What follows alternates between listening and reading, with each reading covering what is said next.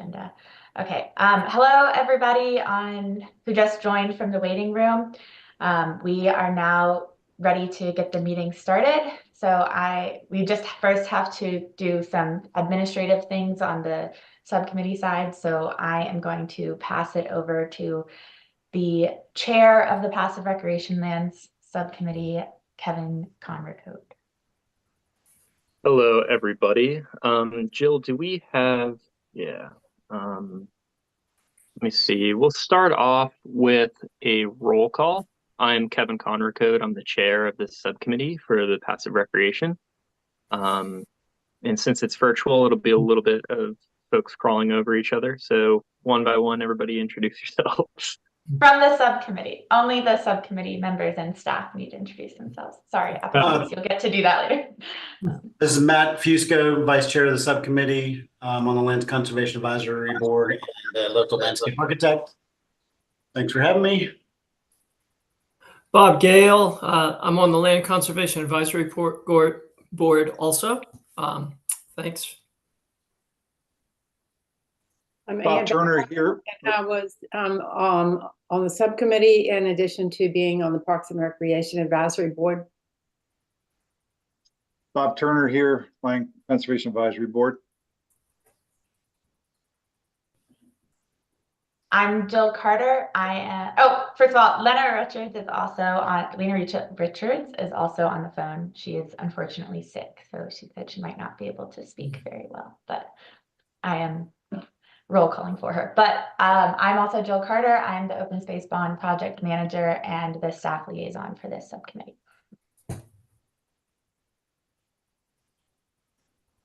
All right, it's good to have everybody on board. We're going to take a quick vote. The first half of this vote will be to approve today's agenda, and the second half of the vote will be to approve the minutes from our June 18th meeting 2 weeks ago. Can I get a second on that? Second. Excellent. All in favor, say aye.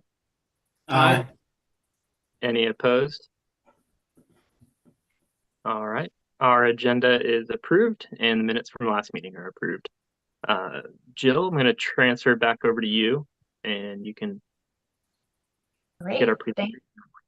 Thank you, Kevin. So before we go into presentations, I did just want to give a quick administrative update. So I will let the presenters know in the chat when you have 1 minute left of your allotted time remaining. And then I'm sorry, but I will have to cut you off if you go over your time because we do have so many presentations to get through today. I know we're running a little bit late, so don't worry. No matter what time you start your presentation, you will have your full amount of time to complete it. And then there are some staff from Buncombe County, in addition to myself, on the call. I want to let everyone know they are here in a support role to provide their technical expertise and experience. They are not part of the decision-making process regarding funding. So, little disclaimer there. And with that, our first presentation is from Stephen Beltram with the Sandhill Road property along the Hominy Creek. And I told Stephen I would share the screen for him to help out. So I will put that up. And then Stephen, I can hand it over to you. Okay, hi everyone. Yeah, so we have I'll just dive right in. We've got here 34.06 acres on Hominy Creek. It's actually in the city limits of Asheville. It is, it's about a mile long of creek frontage there. And what we bought it for commercial farming, for organic farming purposes. Our picture here this year, we've got organic tomatoes planted in there. Let's see. Yep, I guess. So this is what it currently looks like. Yeah, here's the next screen. We can switch to it. So that's the tract right there. That's actually a soil map. So it's a big long It's a big, long property. You can see it's kind of broken up into sort of 3 different fields. It narrows down. Up above it is all residential development there. There's Biltmore Commons has, I think, a mixture of single-family residences as well as some multifamily dwellings. Across the road is Warren Haynes Drive, which is a habitat neighborhood. Also adjacent to the property is a lot of commercial development, some storage units. There's 2 schools adjoining the property, Franklin School of Innovation and also the Buncombe County Intermediary School. And then it also adjoins, let's see, we can go to the next slide here. And you'll see it, I don't know if you can, how well you can see that picture, but it adjoins the part of the Anka Heritage Trail that's already been funded, from my understanding, through this open space bond project money. And then on the proposal for expansion, that trail is proposed to go through the property all along, like the whole length of the property, and then connect into the rest of the trails that are proposed. Let's see, you can go to the next slide. And we can see it's all some kind of flood restricted property. A lot of it is floodway, and then there's also some portions that are below the floodplain, but are not in the floodway themselves. I guess those areas with restrictions would be a little easier for development of some kind. But let's see, if we go to the next slide, we have been working on funding for doing a creek bank stabilization project. This is the proposal of what it will look like, what they're going to do. I think it's about 800 feet. I've got all the permits and everything put together. Because that creek bank, Hominy Creek, is a at-risk waterway. It feeds directly into the French Broad River, and it's really dirty. Whenever we do soil or water testing and stuff like that, a lot of E. coli in there. Turbidity builds up very quickly. There's a lot of, all along Hominy Creek, and especially where our property is, there's a lot of unstable creek bank, a lot of erosion going on. And so we have partnered with, you can go to the next slide, we've partnered with Mountain True has gotten some grant funding to do some repairs in there. They got $382,000 from the let's see, they got that from NC Land and Water Fund, and then Dominion Energy put in $50,000. There's also 2 walls. I don't have pictures of it, but Dominion Energy last year built 2 walls to stabilize a couple other areas of that creek bank. They're really nice. I don't know what they spent on that, but they spent a lot of money. And so that's nice for, as far as for environmental concerns, as well as, safety for that trail and everything like that. If that trail gets put through there, protecting that creek bank and stabilizing all that is a really good thing to do. So what our proposal is here as part of that is, Mountain True got the funds to do the design work, and then do all the installation, and then our contribution as the property owners is to put a conservation easement on a portion of that creek bank where they're doing the work. I have the maps. I didn't put them on here, but it's I think it's roughly I can't remember if it's 25 foot or 50 foot area there, wide area for about 800 feet long, something like that. That maybe half an acre, something like that. That we agreed to put a conservation easement on where they're doing the work. Let's see. I guess that's kind of the proposal. The proposal is to sell the property to Buncombe County for it to be permanently preserved as open space, managed by the county, can be used as a public space in whatever way the county would like to do it. I suppose, you know, the idea is for the trail to be going through there, and then the rest of the property could be managed. Yeah, I don't know. Could be trees, could grow in there, or could be managed as a mowed, you know, pasture type field area. That's kind of not up to me in this case. I'm offering to sell it. Let's see. I think that's a pretty good summary as far as I'm concerned. Does anybody have any questions for me?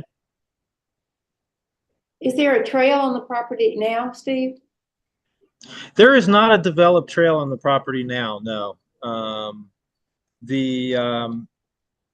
Right now it's all being managed as a commercial farming operation. So it's not currently open to the public for food safety reasons and whatever, you know, it's being run as a business. So. And how would it link up with the Inca Heritage Trail? So the Inca Heritage Trail, I think, as far as I understand, let's see if we can go back to that slide.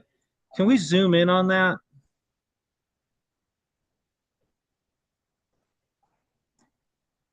I'm pretty sure that okay, if you look and see, my understanding of what it is those blue dots are the part of the Inca Heritage Trail that has already been funded.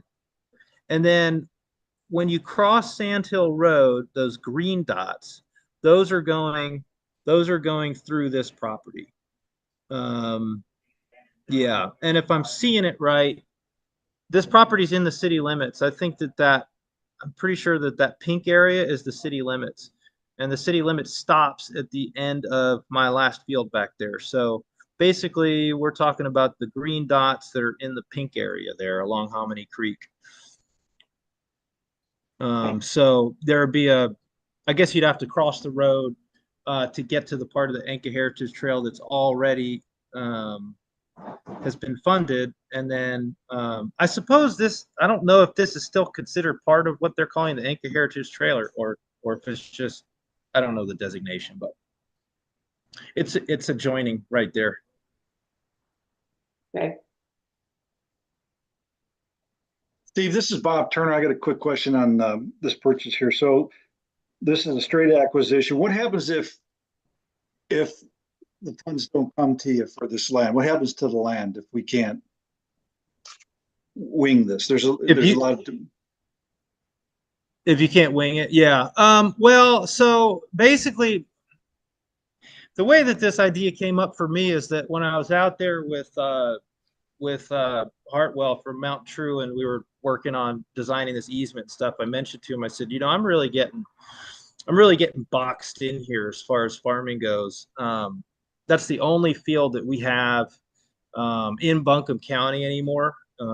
We used to have a lot of fields in Buncombe County, and with the development and the you know, just the complications of more traffic and the prices and whatever, we've been moving our operations to McDowell County. So we're headquartered in McDowell County at this point. I'm in Old Fort right now, so we have our packing shed.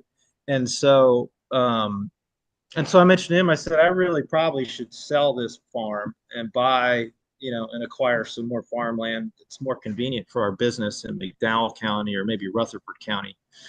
And so so I'd like to sell the property and probably do, you know, a 1031 exchange for something else that just is more convenient for our operations. Anyway, he said to me, he said, well, you know, but the open space bond, this would be a great, you know, place for, you know, to propose for that. And I said, well, that would be a use that I would, you know, I'd be happy about. So at the end of the day, I think we're going to sell it. And I think this would, so if we don't sell it this way, I don't know. I don't know who will buy it. I don't know what they would want to do with it.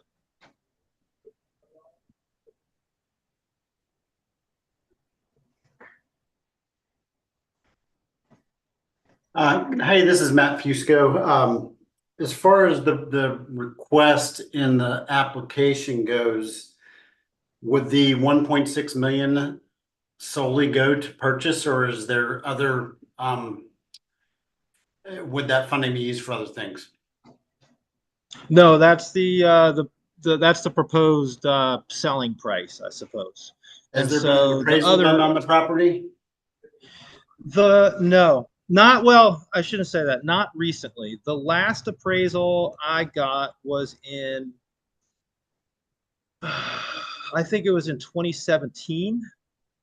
And I don't have the number right in front of me. It was 900 something, between 900,000 and a million in 2017.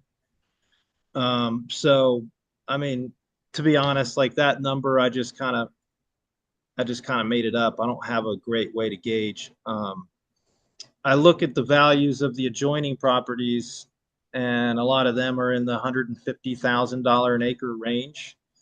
And so I don't know, I just discounted it several times because of the flood restrictions on it.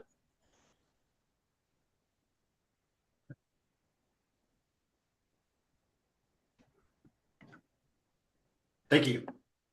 Yep. We do have time for a couple more questions if any of the subcommittee members have additional questions. I guess, has there been any discussions with Buncombe County about this property itself outside of the bond request?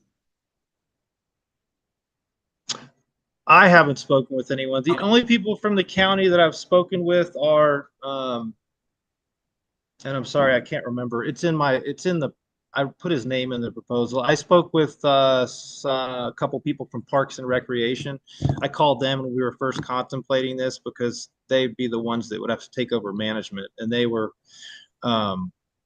supportive of the concept of that. I can't remember the names of the people I spoke with, but we can look that up. But I haven't spoken with anyone at the county as far as acquisition goes outside of this proposal. Got it. Okay, thank you.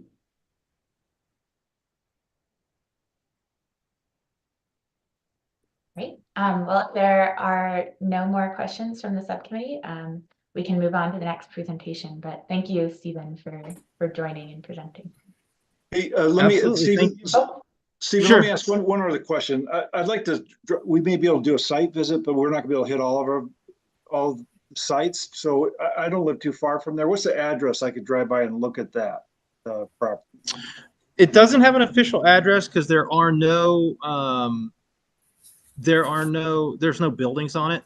But if you use the GPS of like 970 Sand Hill Road, it's right next to the entrance to the Biltmore Commons is the gate right there. And what you can see from the road is just part of that first field. It goes about a mile back in there. So if you'd like to go in there, you can contact me on the side, give me a call or send me an email and I'll give you the gate code. Yeah, I just thought I might drive by sometime, but yeah, thanks, Stephen, for your time here. Appreciate it. Sure, of course. Yeah, thanks, Stephen. All right, thank you. Great, thank you. Our next presentation is for Beaverview Mountain. You guys can feel free to share your screen. Thanks. Thanks so much. I'm going to share my screen now. Can you all see that? Yes? Okay. Yeah, we're good. Yep. Okay. So this is to support the purchase of the Beaverview Mountain property in West Asheville. And this just shows the scope of where Southern Appalachian Highlands Conservancy works. And the property is located in what we call our French Broad River Valley focus area. Just kind of going over the SAHC's, basically our capacity to take on this project, and our significant partners and management. We have been around since 1974. We just celebrated our 50th anniversary, so we are one of the oldest land trusts in the Southeast. We've protected over 90,000 acres during that time. We received accreditation in 2008 and have been renewing it every 5 years since then. We have a very robust land stewardship program that oversees the management and monitoring of all the properties that we're responsible for preserving. We are in the process of a capital campaign right now. And we have done quite a lot of fundraising already for the purchase of this Deaverview Mountain property. And the plan is for SHC to purchase the property, and I'm going to give some details about that in a moment. Hold it for a handful of years, and then transfer it to Buncombe County to be opened as a public park. Buncombe County has received a funding commitment for over $7 million to support the infrastructure and build out of the park.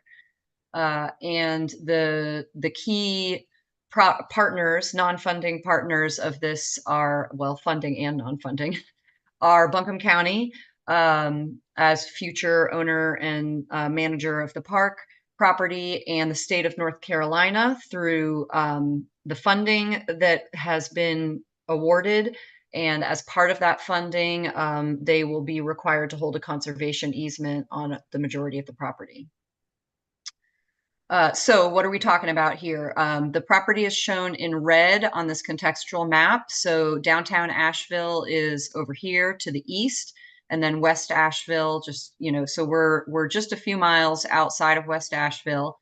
It's 345 acres. It's one of the largest undeveloped tracts that remain so close to the city of Asheville. It has a very high scenic ridge line that's visible from multiple places throughout Buncombe County, including Biltmore Estate and Grove Park Inn.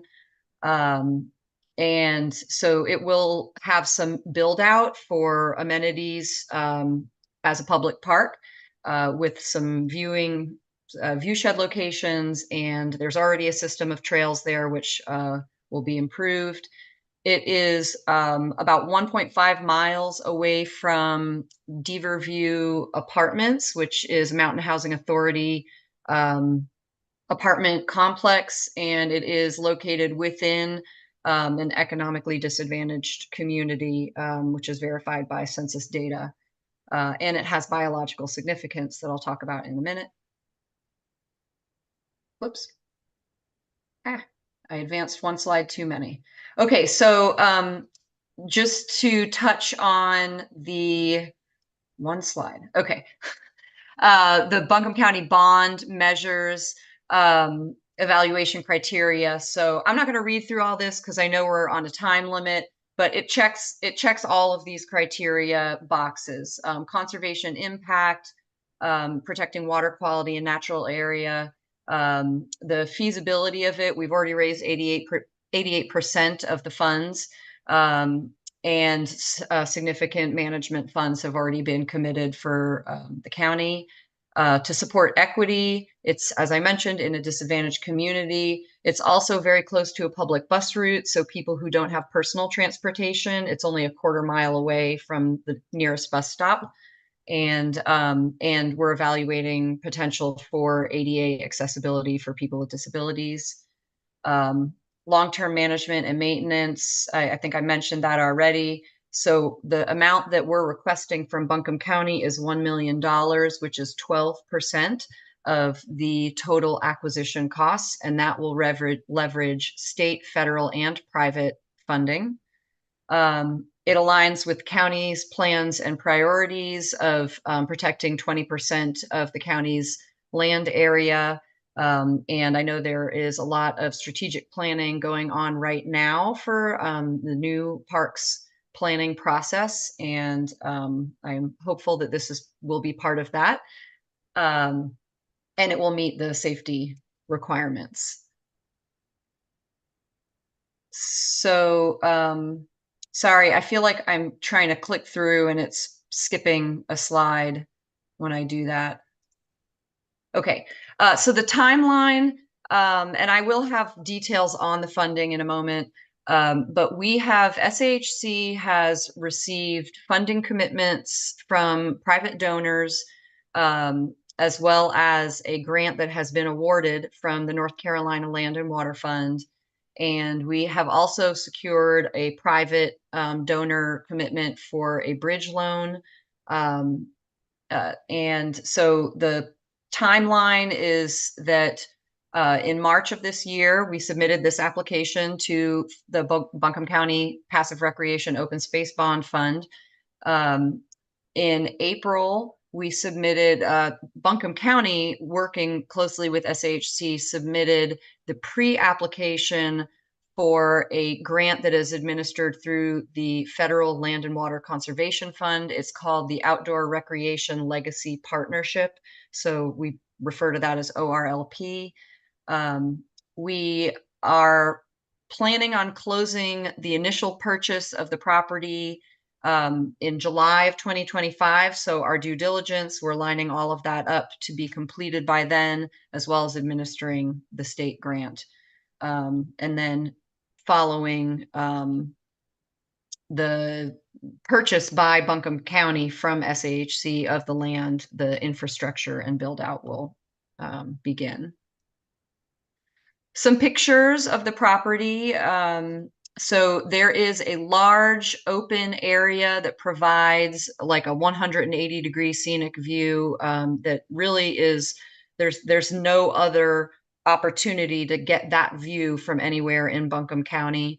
I know a number of folks on this committee have been up there. So this is the view. And downtown Asheville is visible here, the Grove Park Inn and the Blue Ridge Parkway is beyond. So here's a map of the property. I mentioned it's 345 acres and it includes all of these pieces here. The majority of this property would be held in a conservation easement as required by the state funding that was approved. And then this area that's kind of got this inside pink outline, that would have a separate and less restrictive covenant, declaration of covenants and restrictions is what it's called. And that's the area where the park infrastructure is being proposed. And you can see there's a number of trails that are already on there. So the money, we predict that the purchase price as of July of 2025 will be about $8.25 million. And that number is in flux depending on a number of factors and carrying costs. But the funds that I mentioned that have been raised by SAHC, $4.25 million from the North Carolina Water Fund for the acquisition, $2 million in a bridge loan that was committed from a private donor, and that same private donor has committed a $1 million grant to the project. So that's $7.25 million that we've managed to raise. And that leaves $1 million shortfall to reach the purchase price of 8.25, and that's what we're requesting from Buncombe County through the open space bond. And I mentioned already that's about 12% of the project budget for acquisition. So some contingencies with that, that federal ORLP grant, that has been applied for at $4.475 million. And that was intended to be all for acquisition.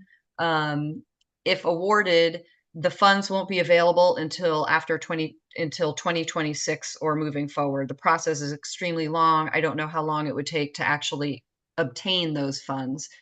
So SAHC would want to purchase and hold the property until, if and when those federal funds are provided to Buncombe County, a portion of those can be used to pay SAHC for the land, which would enable us to repay the $2 million bridge loan plus carrying costs.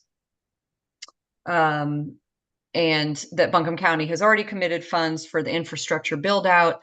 Of course, those funds can be used only after the property has been acquired. As far as the conservation impact, I mentioned already it's one of the largest remaining tracts in Buncombe County, so close to Asheville. The North Carolina Natural Heritage Program did a survey of the property, and they designated they call it a natural area, the Deaver View Mountain Natural Area. The rank is very high, and it's fully contained within this property. There are, based on mapping, about 18 headwater streams that originate on the property. One of them that's worth noting is this Smith Mill Creek, which is considered a degraded stream, and it's a priority of the state of North Carolina to protect those degraded streams and help improve water quality in the state. And this would also help Buncombe County reach its goal of preserving 20% of the county land. As far as the community impacts, there's educational opportunities. We've already connected with Johnston Elementary School, which is very, very close to this property. And they're actually trying to create an after-school program where kids can come to the property and have an experiential education on site. As well as there are other opportunities for educational partnerships. I mentioned already the economically disadvantaged community that this property is within would provide accessible open space to people that maybe might not otherwise have access to such a high quality recreational site. And it's possible to maybe if the county would consider expanding the bus system by a quarter mile, there could be a bus stop right there at the property. And as far as DEI, equity partnerships and organizations, SHC has already partnered with Pathways to Parks and Color My Outdoors, which are two equity-focused outdoor organizations. And we're looking at providing accessibility to people with disabilities. And that, I know I ran through quite a lot of information there, but I was trying to keep in the 15 minutes. So I'm happy to try and answer any questions that anybody might have. Just a minor technical one, Michelle. Yes. What is the definition of a bridge loan? Just something to fill in the gap until all the money's in place? No? Okay. Yes, exactly. Mm-hmm. Michelle, this is Bob. Thanks again for the coming presentation. You did a great job. Keeping it moving. So the 7 million that you've already received or been committed by Buncombe County for infrastructure, does that money come from the bond fund now? Is that part of that money, that 7 million from? So that 7 million, I think it's a little bit more than 7 million. That is separate from, that was not applied for by SAHC. That was applied for by Buncombe County. And that is entirely for, my understanding is that it's entirely for park infrastructure improvements. I know that there's some significant amount of engineering work for the roads, where there's plans for bathroom facilities, and creating a building to house like a park ranger person, maintenance equipment, stuff like that. Joe, could you clarify on that? Because that would be important for us to know, I think. Do you know if it came from the open space bond fund? Oh, yeah. I do. I believe for the yes. 7.7 million. Yeah. Yes, that was allocated from the open space bond fund. Yes. Okay, so my question then to Michelle and Carl would be, you're requesting $1 million, and in your notation, you indicate that shows a commitment locally as far as gaining some of these other funds. If you didn't receive that $1 million, would that commitment that the county has made separate of your request fulfill that need in terms of your all's requested funding? I believe, well, obviously, if we are not able to purchase the property and we have exhausted, we have not been able to find other sources of funding to fill this $1 million gap. we certainly have tried. Obviously, if we can't buy the property, there will be no need for infrastructure and development. We are actually in the process of scheduling a meeting to discuss with county staff some opportunities of maybe is it possible to reallocate some of the infrastructure money towards acquisition? But as I mentioned, SHC was not involved in that application at all for the infrastructure. So I don't want to speak on behalf of the county as far as how those funds would be used. But I guess you couldn't use it as a reference in one of your applications to show that there's local commitment. I think in the original application forms that you guys submitted, it indicated that the $1 million would show that there's a local commitment. Yeah, so those $7.6 million were committed recently. And it was after the time that we submitted this application. So I was not able to count that as local commitment, but certainly, yes, Okay. I believe that would add to the local commitment. Yeah. Okay, cool. Yeah, thank you. Thank you. And Jill, if the funds from the ORLP, the 4 million, don't get awarded to you in 26, I think that was, or 27. 2026. You've already purchased the land through this bridge loan. Will you be able to make up for that? Do you think? I mean, if that loan doesn't come through, that big amount? If the ORLP grant does not come through, we would have to try and find other sources of funding, maybe come back to Buncombe County. That is a program that we have not applied for before. So it's sort of new for both SHC and Buncombe County, as far as I know. But we do think we have a very strong application. That application is focused heavily on supporting recreation for disadvantaged communities, and this meets those criteria in addition to all of the other benefits of protecting the property. So we're very hopeful that it will be approved, but it is a very long wait time. And we've submitted a pre-application. There's a whole nother application that will need to be submitted if the pre-application is approved in November of this year. Unfortunately, we've reached our allotted time for questions, but subcommittee members, if you do have additional questions, you can feel free to send them to me and I can reach out to the Southern App team and get those answered for you as well. But thank you very much, Michelle, for your Thank you so much. I know it's a complicated project. I think it will be very impactful for the county. Really appreciate everybody's support. Thank you. Thank Thank you, Michelle. Appreciate it. Great job, Michelle. Thank you. Great. All right, our next presentation is for the Haw Creek Park Greenway.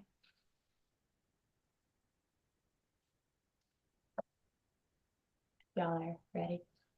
I see Shelley, so she's here.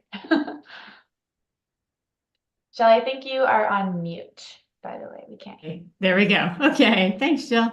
Can you guys see my screen? Yes. Nice. All right. Thank you. All right, I'm Shelley McKechnie. I am representing the Haw Creek Community Association for funding of the Haw Creek Park Greenway. And I'll start with talking about our organization, and from there I'll talk about the project impact, and how it aligns with the evaluation criteria. Starting out with key personnel, many of whom are on this call today. So during the Q&A, you're welcome to speak with them directly too. We've got Chris, who is the president of Haw Creek Community Association. Christine is here as the VP.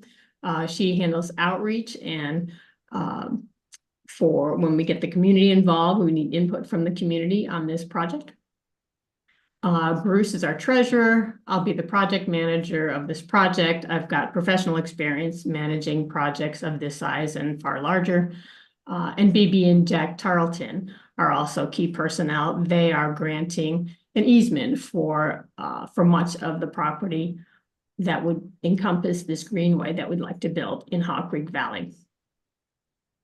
And our vision for this project is to create a model for restoring creekside ecology that people can enjoy. the definition of passive recreation, I'd say, in the Hog Creek Valley. Our community association is an NGO has been in operation for 40 years. The organization is run by an elected board of 12 volunteers, and we've got a track record of responsibly managing an annual budget. We've got experience with this kind of a project. We've done this before. Hog Creek Community Association partnered with the city of Asheville to design, create, fund Hog Creek Park. More recently, Hog Creek Association partnered with the city and the county to create a 9-acre Masters Park. Hog Creek Park is 6 acres, Masters Park is 9 acres. And that is acquiring, designing, creating, and maintaining our role in that, in Masters Park. More recently, this past year, the popularity of that park encouraged us to build a parking lot at that park, put up an informational kiosk. Also, in our neighborhood, we've put up an entrance sign to the valley, little free libraries. Bottom line, this is an organization that gets things done. We're a good team. As far as our capacity to manage this project, to build this greenway, we've got the infrastructure in place in addition to the experience and the personnel I described already. With the board structure, we are accountable to members. We're going to manage this project with transparency and accountability the way we've done with other projects. Our key partners are BB and Jack Tarleton. I mentioned they're granting the easement on their property. Connect Buncombe is a local greenway advocacy organization that has endorsed this project and has provided some funding and is also acting in an advisory role. The city of Asheville is a partner. They've endorsed this project. They are partners in the long-term maintenance plan with us, and part of this is on their land too.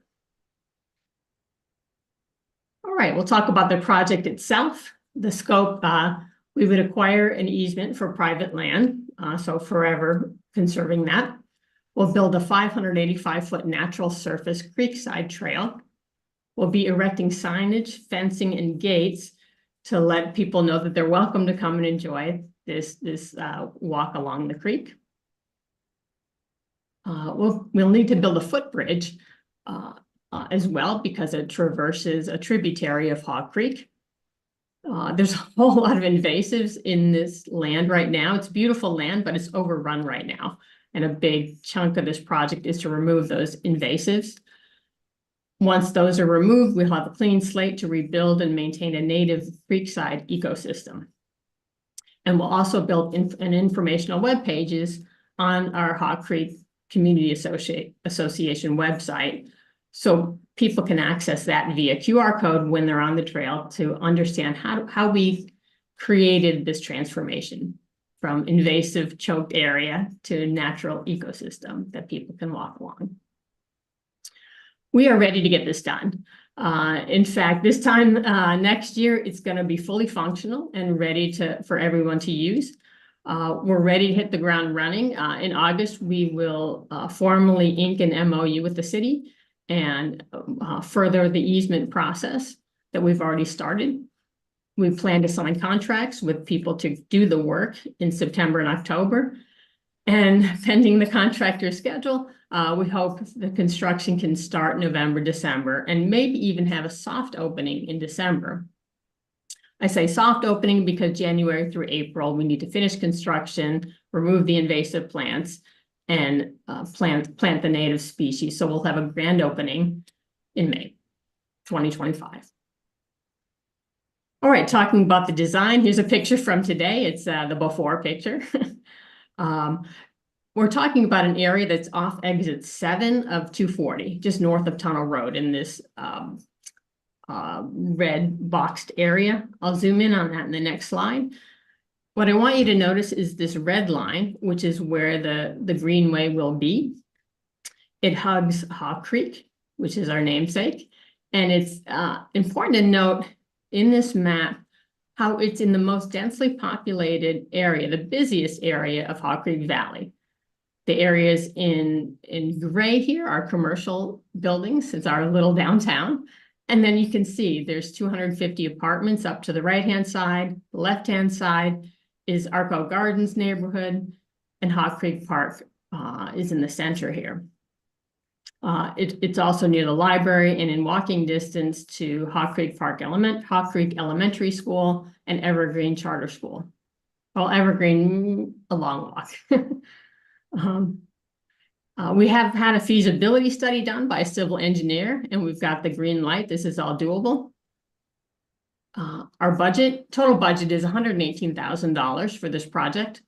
Our request from the county is $102,000 and change, because we've already raised almost $16,000.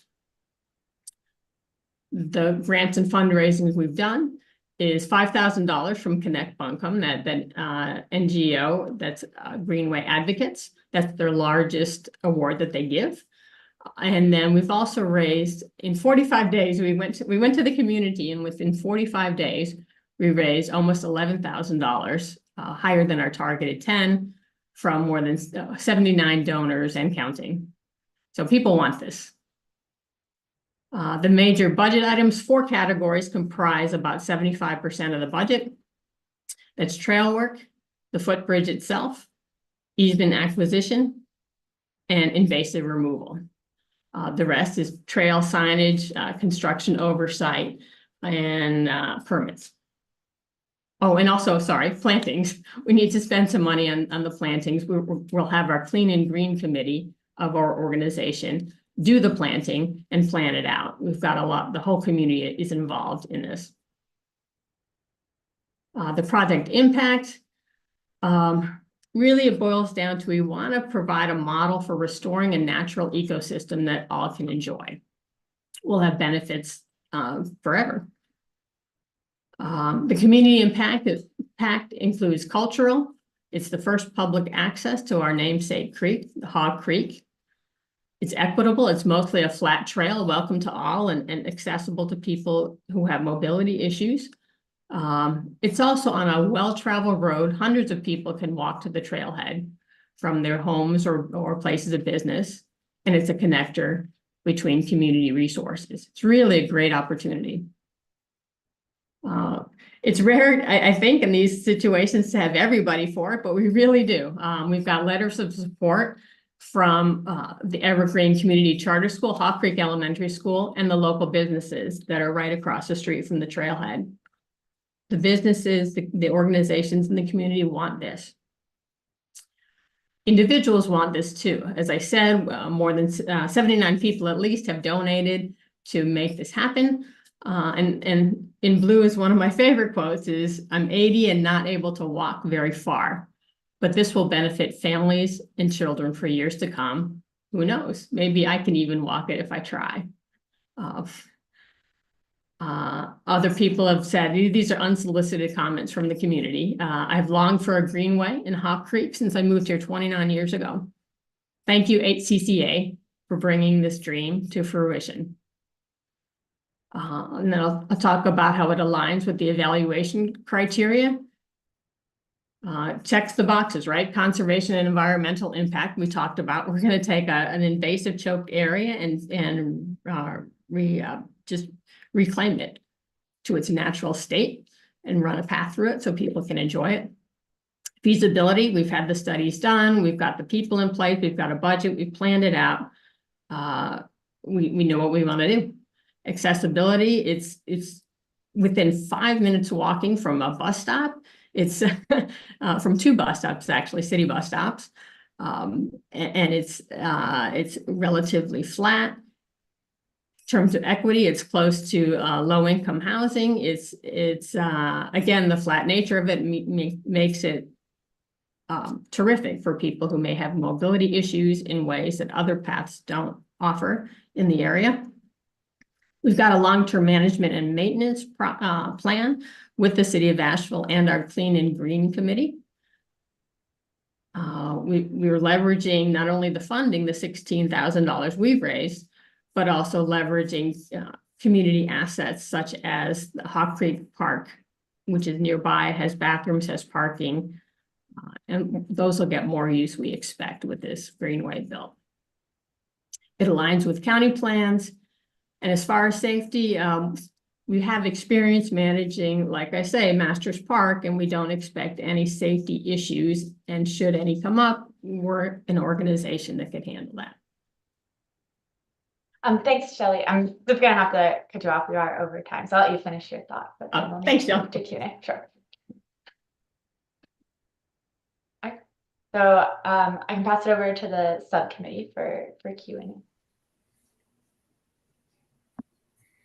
I have one. This is Bob. On the easement that was donated, have all the costs been covered on that, like the surveys and that process to formally donate the easement to your organization? Is that where the donation is going to? You'll be the owner?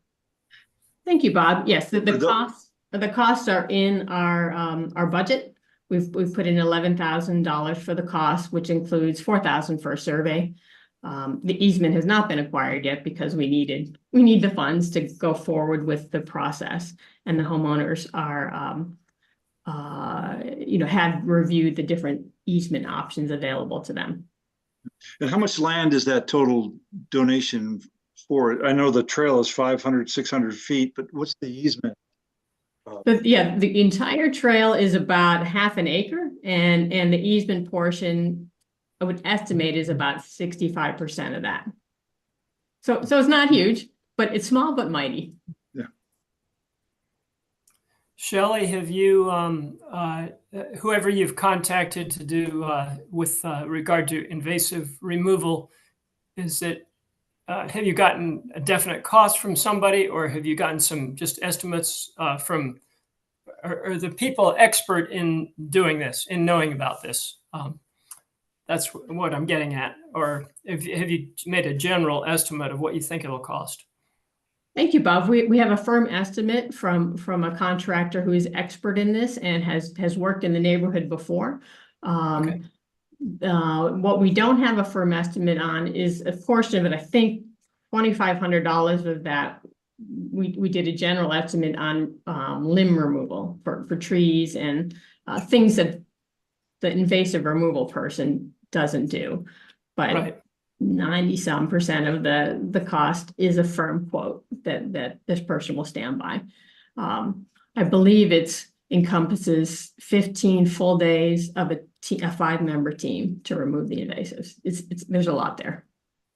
Good. This is Matt Fusco. I see that you have a feasibility. Do you have actual construction documents for the project? It's a feasibility study that we can hand off to a contractor to build from that. And will that get you through permitting with the city? The contractor, our plan is to have the contractor work with the contractor on that. Okay.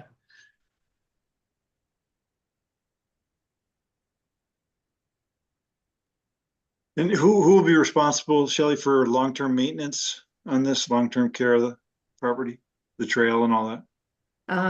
Two entities. The city of Asheville has verbally pledged to handle the mowing along the trail.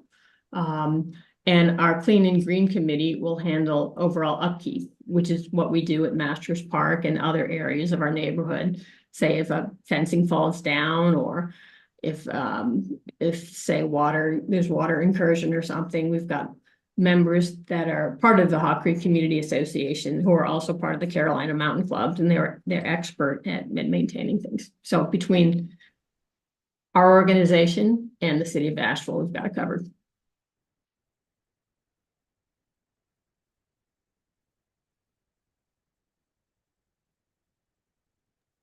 We still have time for a couple more questions if any other subcommittee members have them.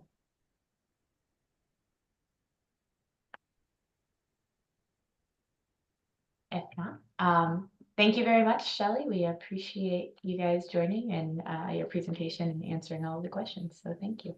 Thanks, Joe. Yes, thank you, Shelley. Thanks, everybody. Thanks, Shelley. Thank you.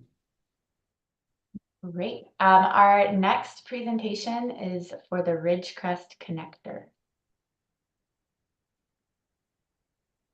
Hey, everybody. Can you hear me okay? Yeah. Wonderful. So I'm going to share my screen, which is always fun with multiple screens.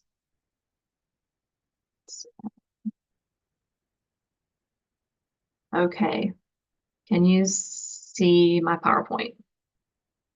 Wonderful. Okay, so I'm going to talk quick because I've observed all of your presentations. There's one benefit at the end. So the Ridgecrest connector, quick introduction. There we go. The Ridgecrest connector is something that's called for in a variety of our planning studies that we've been doing over the last few years with lots of community input, including Elevate Black Mountain, which is our comprehensive plan. On the right side of the screen, you can see as part of our community vision and some of the principles from Elevate Black Mountain. The Ridgecrest connector is a multi-use path, and it is almost 2 miles long and will be designated and will be nominated to be part of the Fonta Flora State Trail System. One of the reasons we're super excited about the Ridgecrest connector is that it promotes conservation by utilizing existing right-of-way and reducing pressure on sensitive environments, and promotes investment in underserved areas in parts of Black Mountain. We have a lot of investment in the central part of Black Mountain, but we lack a lot of investment on the eastern side of town. So this is going to bring passive recreation opportunities and connectivity to the eastern side of town. So organizational details. Black Mountain has about 3.5 miles of trails, including the Flat Creek Greenway and in the Oaks Trail. We currently have 2 federal projects that we are wrapping up through the design process and will go to construction next year. We collaborate with lots of funding federal agencies, with NCDOT and private nonprofits and excellent public works and public safety staff who manage these facilities once they are on the ground. As the planning director, I've been the nerd in the background helping to figure out where these things go. But now you can see on the next part, the capacity to manage. My role's been changing. So for the last year, I've been the planning director and the assistant town manager. Next week, I will be only the assistant town manager. I'm very excited about that because it's been really crazy. I have more than 15 years of experience and nearly $20 million of successful grant projects under my belt that I've written and managed. But we also have Angela Reese, who is the project manager. So I'll be providing that leadership, vision, and project development. But once this project is fully funded, I will pass it off to Angela, who will lead that project. And Tammy Hollins, our finance director, who will oversee all the financial reporting and management. Key partners for the Ridgecrest connector are certainly our residents, Black Mountain residents, and people in the valley in general. We love connectivity and trail development. There's a huge demand. The North Carolina Department of Transportation is a big component of this project because we are working in the right-of-way. We have an active mobility commission that is appointed by the Black Mountain City Council members, the Fonta Flora folks, and the Black Mountain Trails and Greenways Committee, who is a community-based organization, are also partners in bringing this project to fruition. So here's a super scaled, simplified scope and timeline. We did a feasibility study last year. It was funded by the French Broad River MPO and the town. That wrapped up just recently, and we'll discuss that a little bit more in a minute. We hope to do engineering next year and go to construction in 27. This grant application is for construction because that is the big ticket item that I can't otherwise figure out how to fund. I have been doing federal funds for Greenway projects in the last few years. I vow to never do it again. It is a messy and process that is complicated in ways that it shouldn't be. We don't need to try to build greenways the way we build interstates. So I'm hoping that the open space money can help us push this project over the finish line. This is an ambitious timeline, but this project is really straightforward and I'll be able to show you those drawings in a minute. And it is also flexible that if it needs to kick out a year or two, it is still within the timeline constraints of the bond funding. So here you see the first section of the project. It begins at the Black Mountain Primary School, and that, I don't know if you can tell on your screen, but the darker gray section for those first 2 blocks, that is a concrete section. And then when it crosses Flat Creek Road, we transition to a concrete and to an asphalt multi-use path all the way out to the town limits. So you see Tractor Supply, if you're familiar with Black Mountain Primary School. So this is the first section. You see this arrow down at the bottom to the donated properties. We'll talk about that more in a minute, but Black Mountain has a very big project going on right now where we had about 50 donated acres to us in a configuration of 5 parcels. 25 of those acres are required to be open space and park space that this project will ferry folks to. So that's a big part of this project as well. So here you see just the rest of the alignment. It is super simple. It is flat. It is accessible. It brings folks into town from a residential area. It goes to the town limits. And it's entirely in the NCDOT right of way. We have we are not jogging back and forth across Highway 70. We are not impeding on old growth forest areas. We're staying out of sensitive environmental areas. Interestingly enough, a lot of folks in the community wanted us to be on the south side of the interstate. That was deemed in this feasibility study not to be advisable, in part because you're in controlled access for the interstate. So that's not possible. But beyond that, we were not interested in disrupting the riparian areas in the headwaters of the Swannanoa River.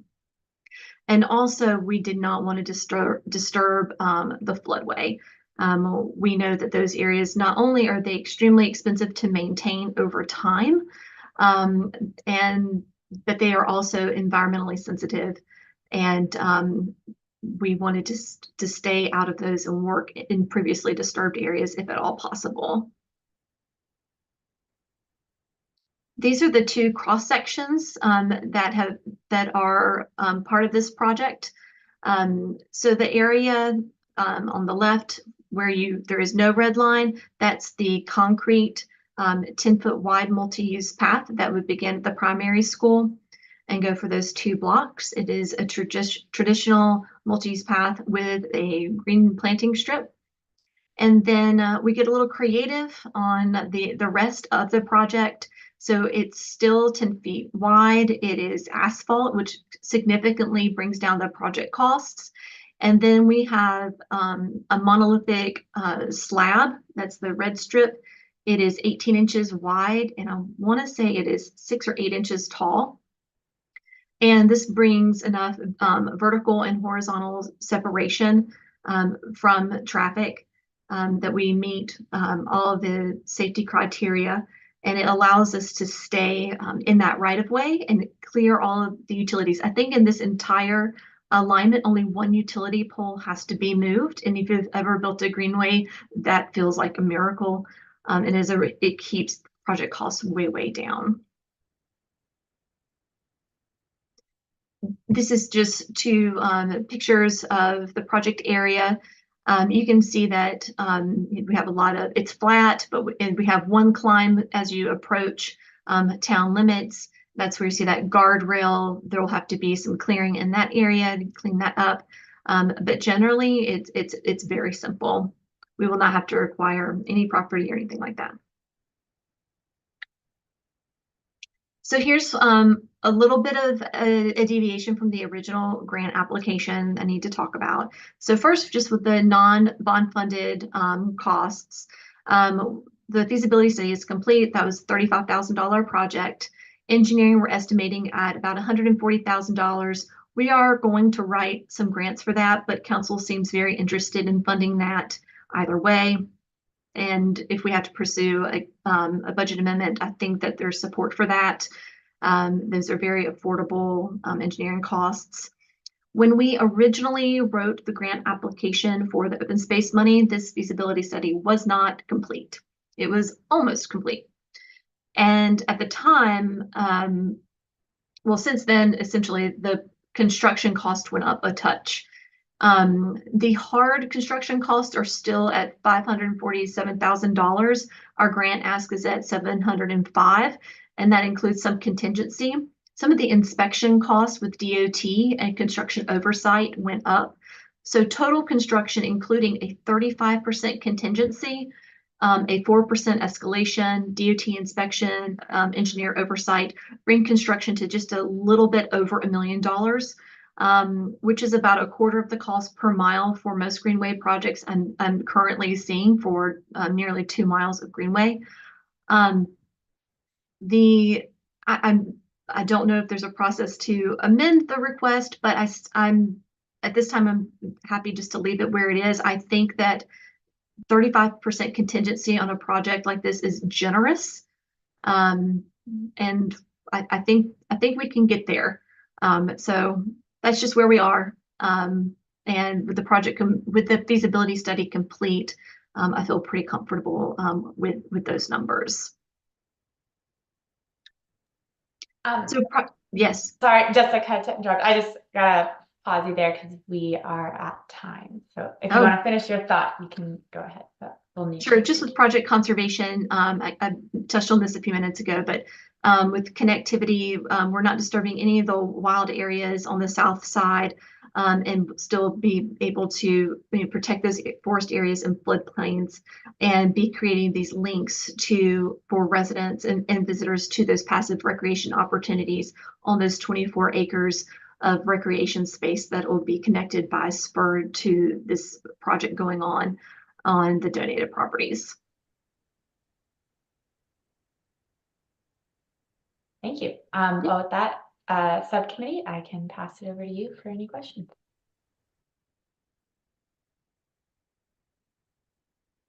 This is Matt Fusco. As far as that buffer detail goes, has that been approved or discussed, or at least confirmed with DOT that that's an acceptable solution?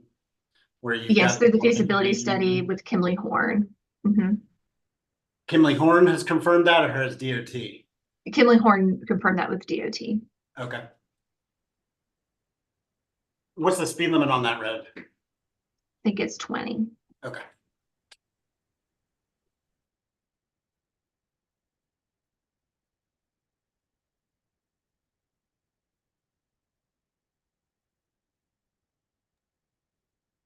Any other questions from subcommittee members? Well, I might ask one, Jessica. So this is a 2-mile long concrete and asphalt trail, and how would you designate it a greenway along a road? I mean, how typically we think greenways differently. How do you categorize this or characterize this as a greenway? I characterize it as a multi-use path that is bringing people, that is active transportation, that's connecting underserved areas. We know that the folks who live in this area are significantly 14.4% of the population in this area is 150% of the federal poverty level, which is much higher compared to the rest of Black Mountain, has higher levels of obesity, higher levels of depression and other poor health outcomes, and has significant lower levels of public investment.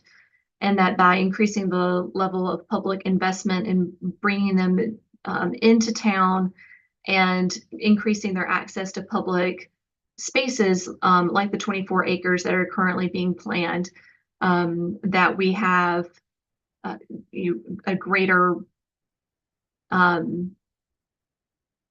we just have I mean, I'm not answering your question really. If I had built a traditional greenway, I would have disturbed significant natural areas. And the purpose that we saw in the opportunity in this area was to conserve those spaces and bring this multi-use path into a disturbed area already, and still be able to bring people into an area where they would have access to outdoor public spaces.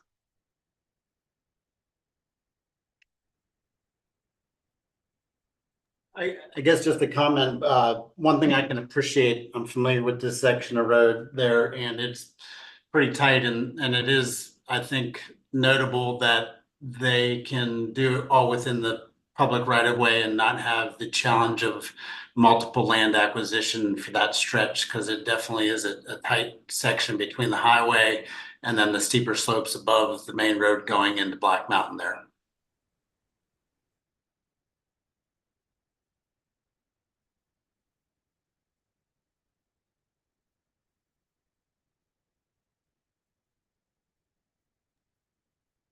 Okay. If there's any additional questions from the subcommittee, we have about time for one more. Otherwise, Jessica, thank you so much for your presentation. One question. Oh, sorry, Bob. If you didn't receive full funding, do you have any other options for trying to fill in any gaps? We are going to be pursuing grant funding from as many opportunities as we can. We are focused on this application at this time, and working on getting the PE drawings done, because we know getting PE will make us more competitive for other grant sources, because at that point it becomes shovel ready if construction funding becomes available. We are definitely running these concurrently, and because we were allowed to. And I'm confident getting the PE taken care of is not going to be an issue. That's not a hard ask on our end. If we can get some grant funding for it elsewhere, that would be great. But if not, I'm confident council will be able to fund that. Okay, thank you. Great. Well, thank you so much, Jessica, for your presentation. Subcommittee, as always, if you have additional questions, I feel free to send them to me and I can reach back out to Jessica and her team. But thank you for your presentation. Thank you, guys. Thank you. Thanks, Joe. Awesome. Well, the next presentation is from the Weaverville Watershed Trails and Wildlife Preserve Project. Hello. Hold on one sec. I will get us going.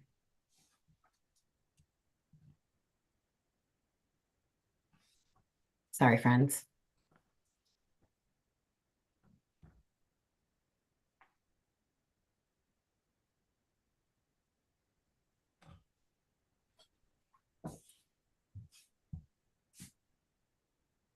Okay. Can everybody see and hear? Awesome. So my name is Sarah Myers. I'm the Recreation Coordinator and Community Center Manager for the town of Weaverville. I have been directed to give this presentation on behalf of our town manager, who unfortunately is not available to be here. I am also joined by Peter Mills, who is the founder and owner of Elevated Trail Design, and Mark Endries, who is a champion for this project and has been an integral part of the application and bringing the project to where we are.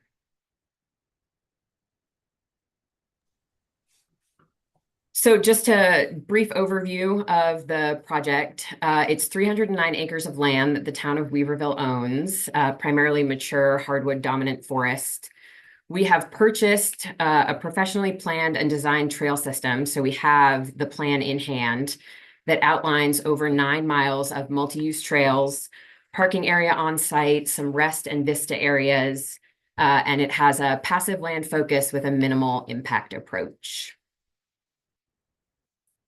Little overview of the town of Weaverville. So as you all know, we are a municipal government responsible for capital projects, and we do have existing passive recreation parks that we manage. A little bit about our capacity to manage this sort of project. Recent projects that we have completed are the Weaverville Community Center, which is where I am sitting right now. And also this picture, if you look down at the bottom, that is the project in progress for the community center. But we spent nearly $3 million on the center, and it was completed in 2021.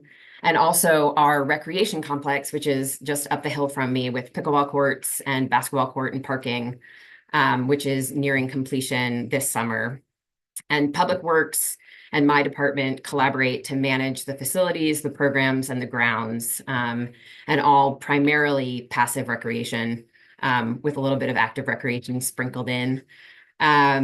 On the Town of Weaverville staff, we have a dedicated and experienced finance director, a public works director who is also serves as our town engineer, dedicated parks maintenance division, experienced grant writers and grant managers, and an existing community program structure that we believe we can leverage to enhance the community impact of the Weaverville Watershed and Nature Preserve Park. Brief overview of the property. So the town bought it in 1913, and we used it as our primary municipal water supply for 1913 until the 1970s, when we outgrew its capacity. And so since the late 1970s, the land has just sat there as a beautiful 309-acre property. And then in 2017, we worked with the Southern Appalachian Highlands Conservancy to put the land under conservation easement, with the ultimate goal that we would open it up to the public. In 2023, we contracted with Elevated Trail Designs to develop a trail master plan to provide public use of the property and ideally turn it into a big old park. And as you all know, in 2024, we applied for the open space bond, hoping to really start to implement and install the trail system. Key partners and supporters right now. So many of these groups have written letters of support and are excited and wanting to engage in this park. Some of them are hoping to help participate in a friends group that they're interested in, and others are really interested in the community impact and community value that public access to the property and an established trail system would provide. Also, the biggest logo is the Elevated Trail Design Company that we have contracted with to design the trails. And so at this point, I'm going to kick it off to Peter Mills, who can give you a deeper dive into the project design and phasing, construction, budget, all that fun stuff. Hey, folks. Thanks for your time. My company, Elevated Trail Design, we're based just between Weaverville and Marshall, designing and building trail systems, working with conservation groups is what we specialize in. We've been creating trail systems all over the country since 2011. Like Sarah mentioned, I got involved with Weaverville in September. I got contracted to create a trail system master plan with a large emphasis on boots on the ground. So I've extensively explored the property, and I really feel like this represents a fantastic opportunity to activate a space with a low density trail system, to enable people to experience this beautiful conservation land. I have been, closely working with Selena and Dale with the town.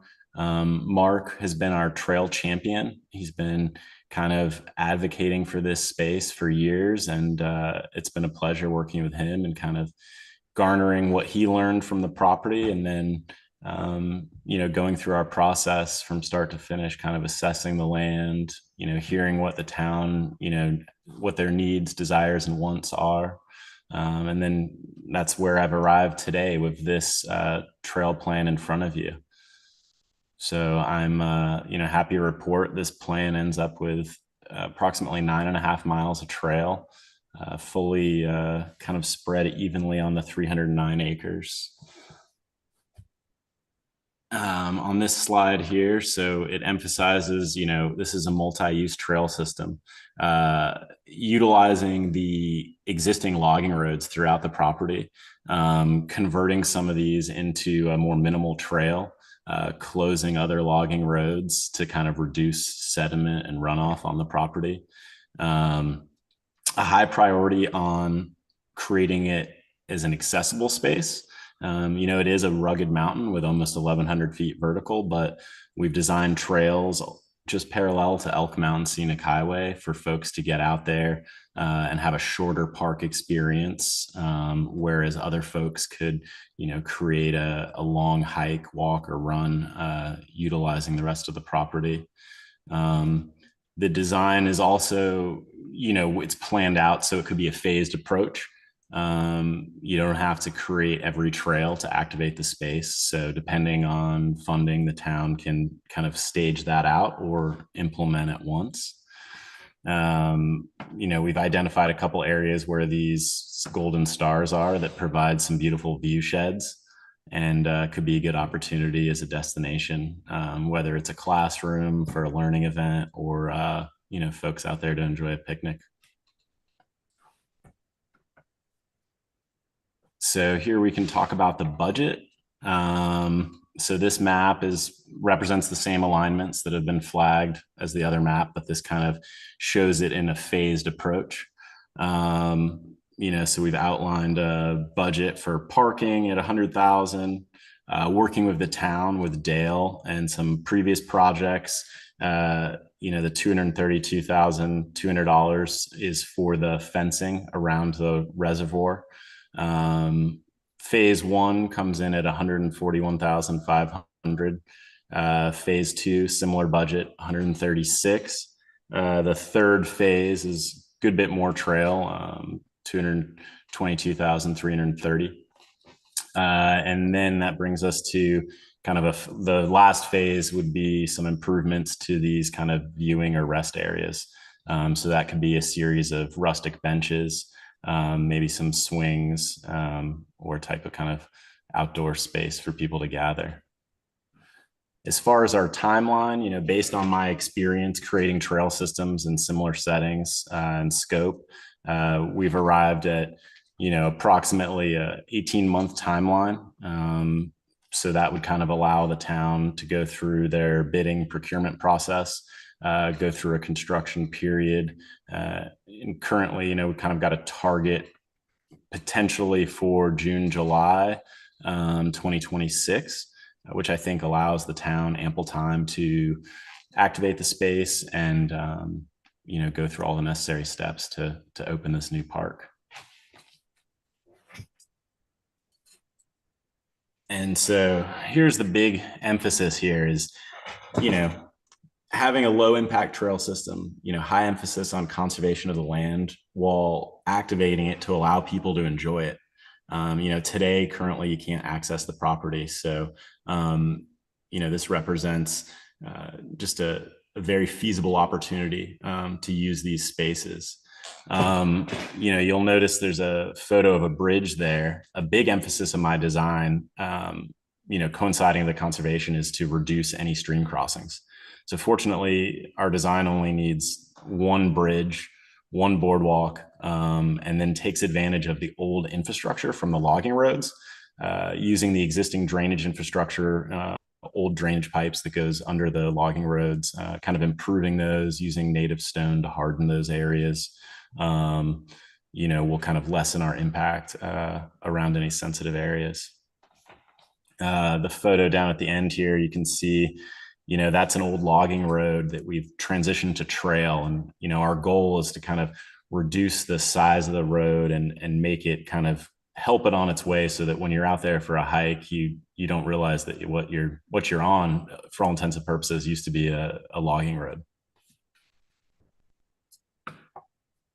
And so, do you want to keep going? Do you want to take this, Sarah? Yeah. So in regards to community impact, as I showed the key supporters slide, we've already done a little bit of outreach to folks on the potential community impact of opening this system to the public. And so the UNCA, a group of students and professors or staff have already come out and done a little bit of a BioBlitz and identification at the space. But we've also spoken with local hiking and biking groups, Buncombe County schools, scouts, and other groups that are really interested in using this space as an educational outdoor classroom. We've also, one of our kind of application committee members works with U.S. Fish and Wildlife. And so we've done a lot of conversation around the opportunity for education and community engagement with this space. There will be parking on site, and as Peter said, we'll be leveraging the logging road, so it'll allow for some accessible trails. And some of the loops that Peter has designed will also allow for a customizable experience. So you can go out, take a picture, get back in your car, or you can go for a 30-minute, hour, however long experience you want in the space. And that is exciting to me. Strollers and bikes and things should be able to all use the trails together. The economic community impact, local businesses would receive the grant funds. So Elevated Trail Designs is a local business, and for fencing, we would use a local company as well. Additionally, for community impact, this park is uniquely positioned. It's the only passive lands project that's situated in North Buncombe. As you'll see, it's also southeast of the town of Weaverville, and serves a large population base for Weaverville, North Asheville, and Woodfin. It's situated along Elk Mountain Scenic Highway, which is also a major cycling corridor. And so what I'm going to flip to this next map is showing the 13-mile hiking or running loops from the center of Weaverville out, around, and through the watershed, which keeps you off of busy corridors like Reams Creek, and keeps you on really scenic rural roads where folks can feel a little bit safer biking and running. And those are 13-mile loops. And, you know, we could have folks meet at the community center and then head out that way. And it's a really neat way to connect town property with other town property. Why fund this project? So it is shovel ready. I almost wore my hard hat, but I skipped it. The project is closely aligned with the mission of the Passive Lands Initiative. It has a passive lands focus. All of the evaluation criteria aspects have been well thought out and addressed. As I mentioned, it's a really unique North Buncombe location. We don't have any other space like this in North Buncombe, with over 9 miles of potential passive recreation space open to the public. We are working with Peter, the Professional Trail Building Association member. He is committed, as you can see, and experienced as subject matter expert. And we have community members and groups that are already engaged. And so thank you all so much for letting me and Peter and Mark participate and also create this application. And I am happy to attempt to answer any questions. Sarah, Yeah, thank you, team. sorry. Sarah or Peter, is it? I have a question. Is there a document of the species found in the BioBlitz, plant and animal? Is it available to look at? Or has it been compiled yet officially? That may be a question for Mark, but one thing I do know is in 2017, when the Southern Appalachian Highlands Conservancy helped with our conservation easement, they went through and also did an assessment of the wildlife. And so we have a list as of 2017, and we do know that there is a bird, kind of a rarer species of bird, the cerulean warbler, who lives out in that space. I am not a biologist, so that's my only answer. And Mark, you may know more about what the BioBlitz found.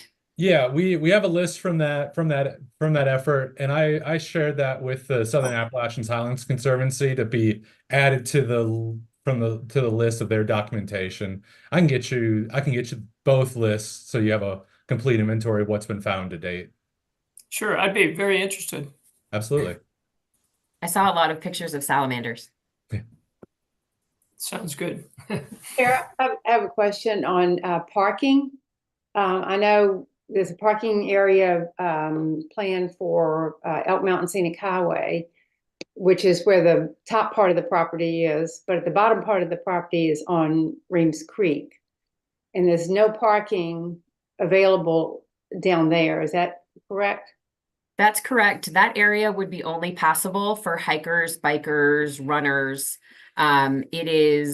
It's very steep to get into down there. It is also the way that the watershed is situated and the way that the property is situated at the road, it just would not be possible to put parking in for more than 1 or 2 vehicles. And so we use that space, the town, our public works department will go mow out there and we'll park 1 or 2 cars, but it really would be challenging to put more parking down in that space. Well, in addition to that, I was wondering where is it in relation to the proposed Reems Creek Greenway? And would there ever be access between the two? Mark, that would be something I'd love for you to field. Mark's our maps expert. Yeah. So the Reems Creek Greenway runs along Reems Creek in the Reems Creek Road. This is not situated directly there. You have to turn to access the property at the base. You turn onto Eller Cove Road and drive to the end of it. So it's a mile or 2 away from the Reems Creek and where the Reems Creek Greenway would be. So okay. Thank you for clarifying that. You could be accessed via rural road, however. Like, I bike those roads all the time. They're very bike friendly. So it's not a stretch for me to bike out if that Reems Creek Greenway gets built, to bike that out there and then to get on Eller Cove to get out to the watershed property. It's all doable via bike. Okay. Or running. Just to add to that, I think the idea would be that the parking at the bottom, which could hold about 3 vehicles, would be primarily just for emergency services, emergency situations, if police or fire needed to enter through the bottom. So it would have like kind of a signage and an education. Ideally it would say, hey, this direction, this is how you ride to Weaverville, this is how you ride through the trail system and onto Elk Mountain. But yeah, absolutely, the potential to connect to the Reems Creek, it's not that far. So like Mark said, it's a country road, and that would be kind of the dream for the connectivity to kind of tie it all together. So it would be sort of like a 1 mile spur. Yeah. Hey, this is Bob Turner. A quick question about the budget. It looks like the biggest line item is the fencing, and I'm just curious what that fencing would look like. And so I understand too. This I thought you mentioned, Sarah, that you outgrew this water source. Is that this is still a viable water source for the town, right? We keep it as a backup, as an emergency water source, but we have a larger water plant that we use now and have been using since outgrowing this one. Mm-hmm. And the fencing, I can share more information as a follow-up about the fencing. It's chain link kind of thing. Is that the big chain link fence? Or is it... Exactly. And it would primarily be to protect our assets, protect the water and the facility there, and also protect people from getting close to the water or the facility there.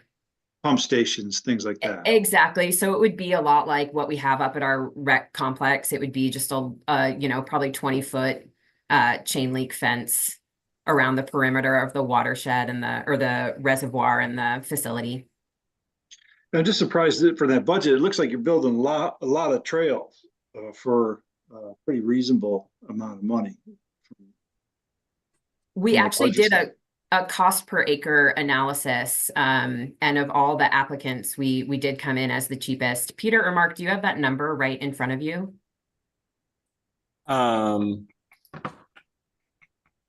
I can pull that. I don't have that number in front of me, Okay. But as far as the cost per trail, so this is based off of a per foot price that's, typical for what I've seen in our region. I think given working with the road beds is to our advantage to reduce some of the costs, as well as avoiding the use of a large amount of bridges. You know, so I feel really comfortable with that price. Peter, can you share that with us, like that ballpark number per square foot? Because I'm always surprised how expensive it is to build a trail.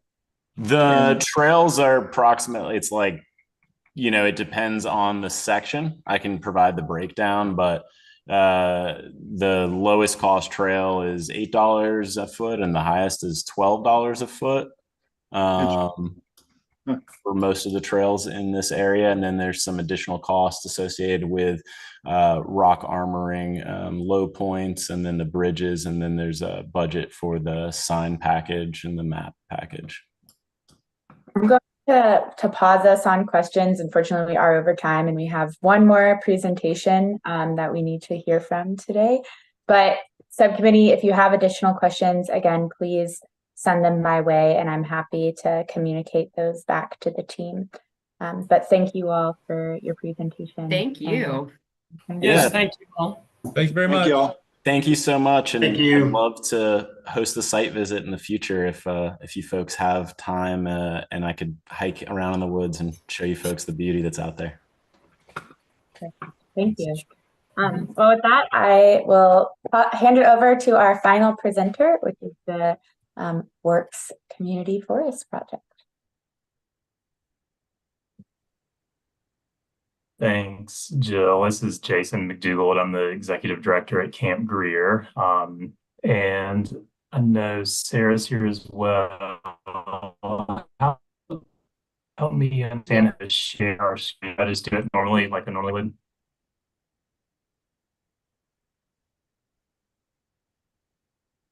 Yes, you should be able to just use the green share screen button at the bottom. Gotcha. Okay. There we go.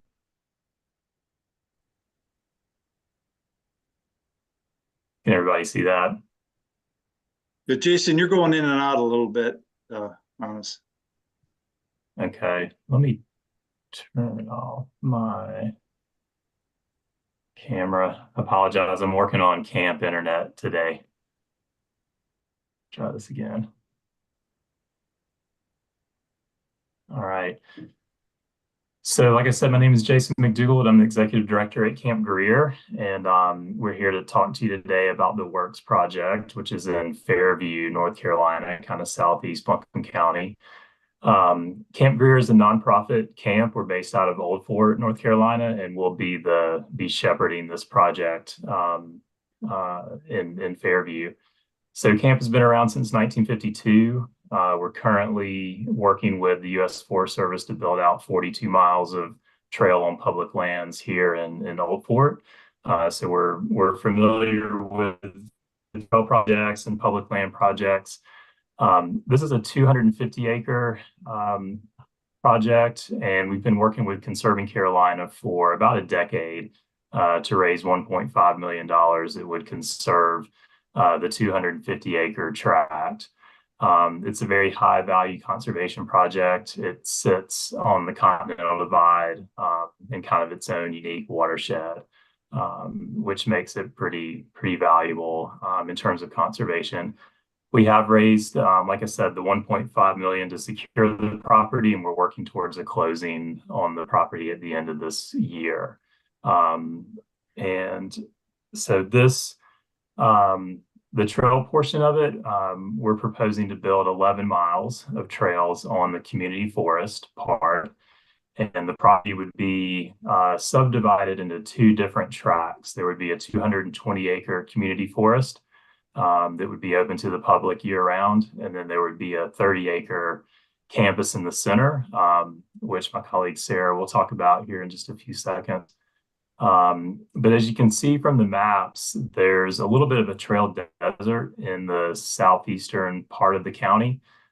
So if you live in Fairview, you have to put your bike or your hiking shoes in your car and drive to either Bent Creek or to Old Fort, are the two closest, which is about a half an hour So this project would provide an asset for the public, hiking and biking asset that would be closer to home for those residents.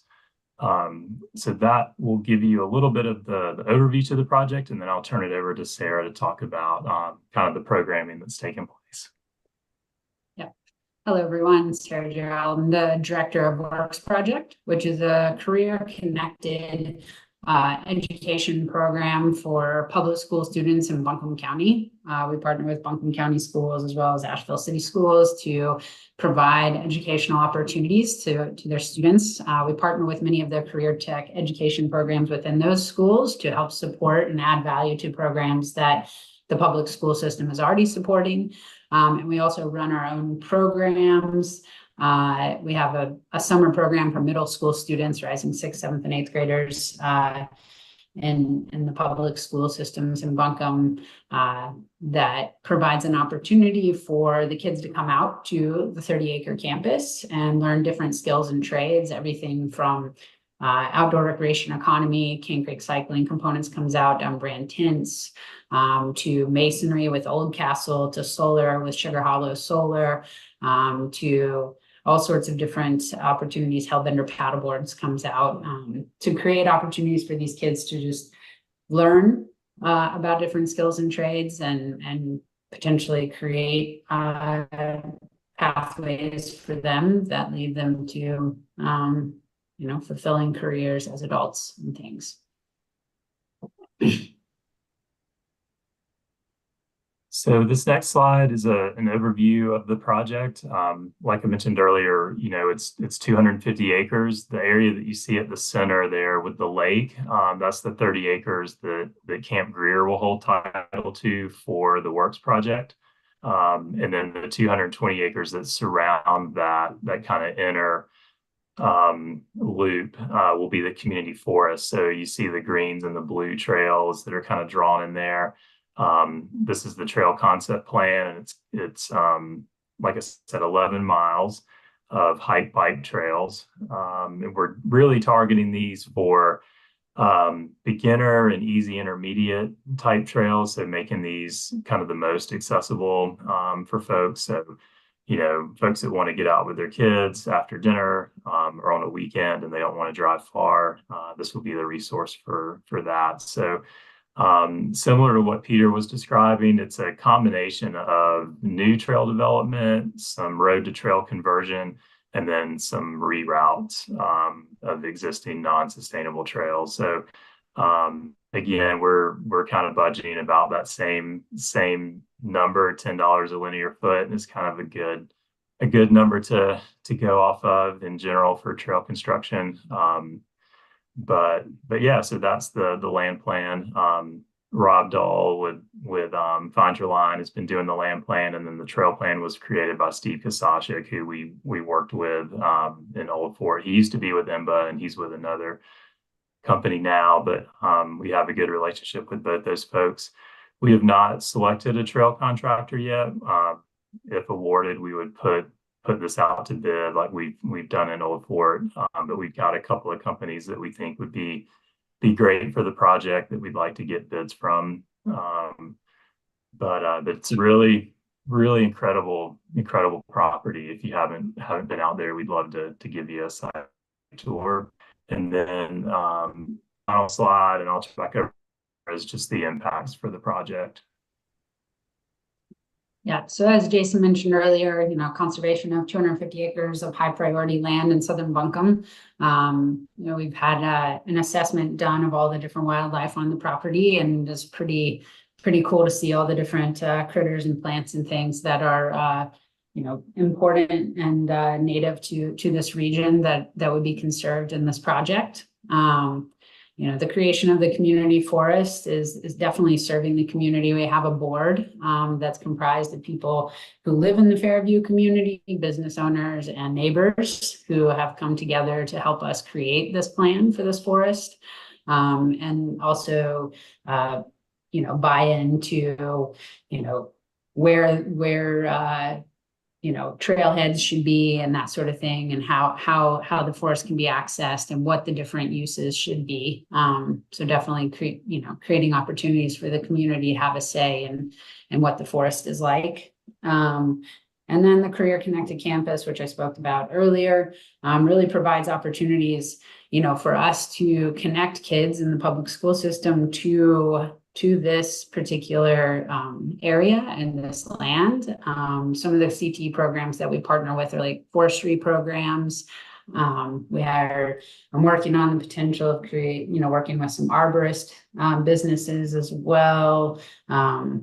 Environmental engineering businesses in the area too, to create those educational opportunities for the young people in our county to be able to get out on the community forest property and use it as a classroom. Yep. So definitely, this forest would be located in a desert, as Jason mentioned before. There's not a lot of opportunities right there for the people in the Fairview community to, ride their bike or hike. They have to get in their car and go somewhere else to experience those activities. So it definitely would be creating an opportunity that doesn't exist currently.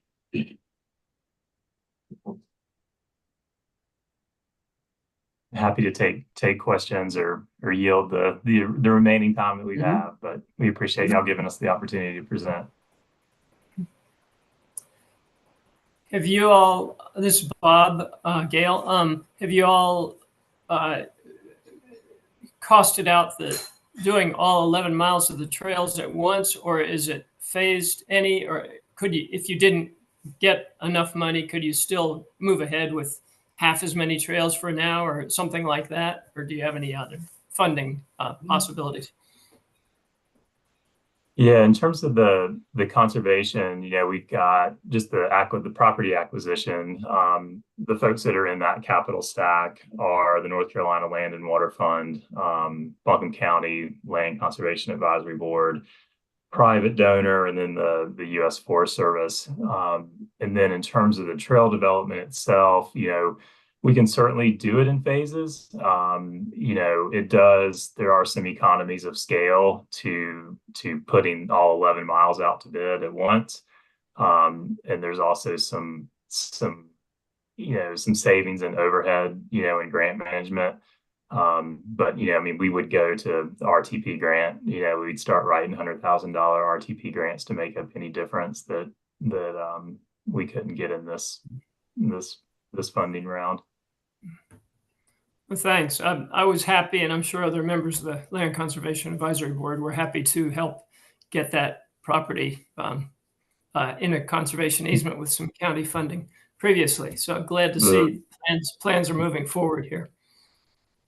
Yeah, thank you. The struggle has been real on this one, as they say.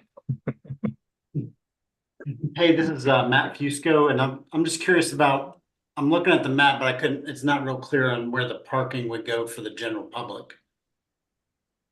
Yeah, it's a great question. Yeah. So the parking right now, like Sarah said, in those community feedback meetings, we've gotten, the community is very interested in seeing parking in the southern end. And so we have identified a couple places on the road coming in where there could be parking. We're required through the community forest grant to provide 1 acre of parking to the public.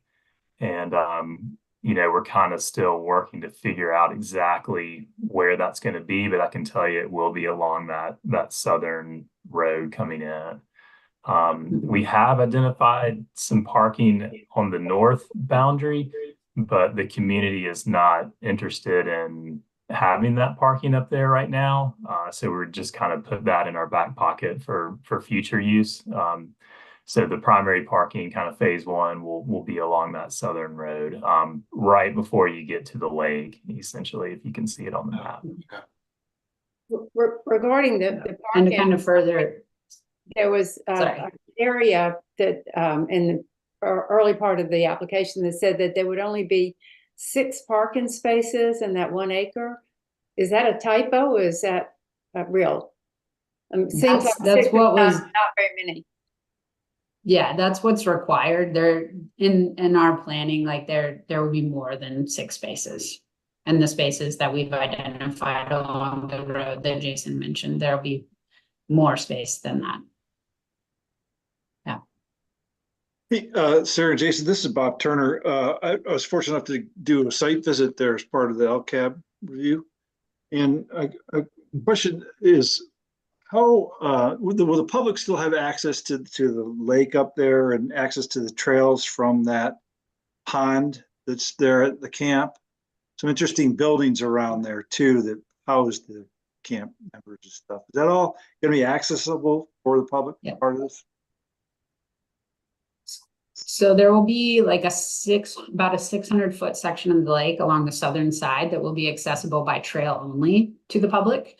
It won't be swimming, but we have some platforms out there that are nice for like hanging out on, wildlife viewing, that sort of thing. But there will be no swimming. The buildings and things, most of the infrastructure from the camp that was there, Camp Woodson, will be on the 30-acre campus that's owned by Camp Greer. So that won't be accessible to the public. Gotcha. And how long has Works been involved with Camp Greer? This is our second year. Second season.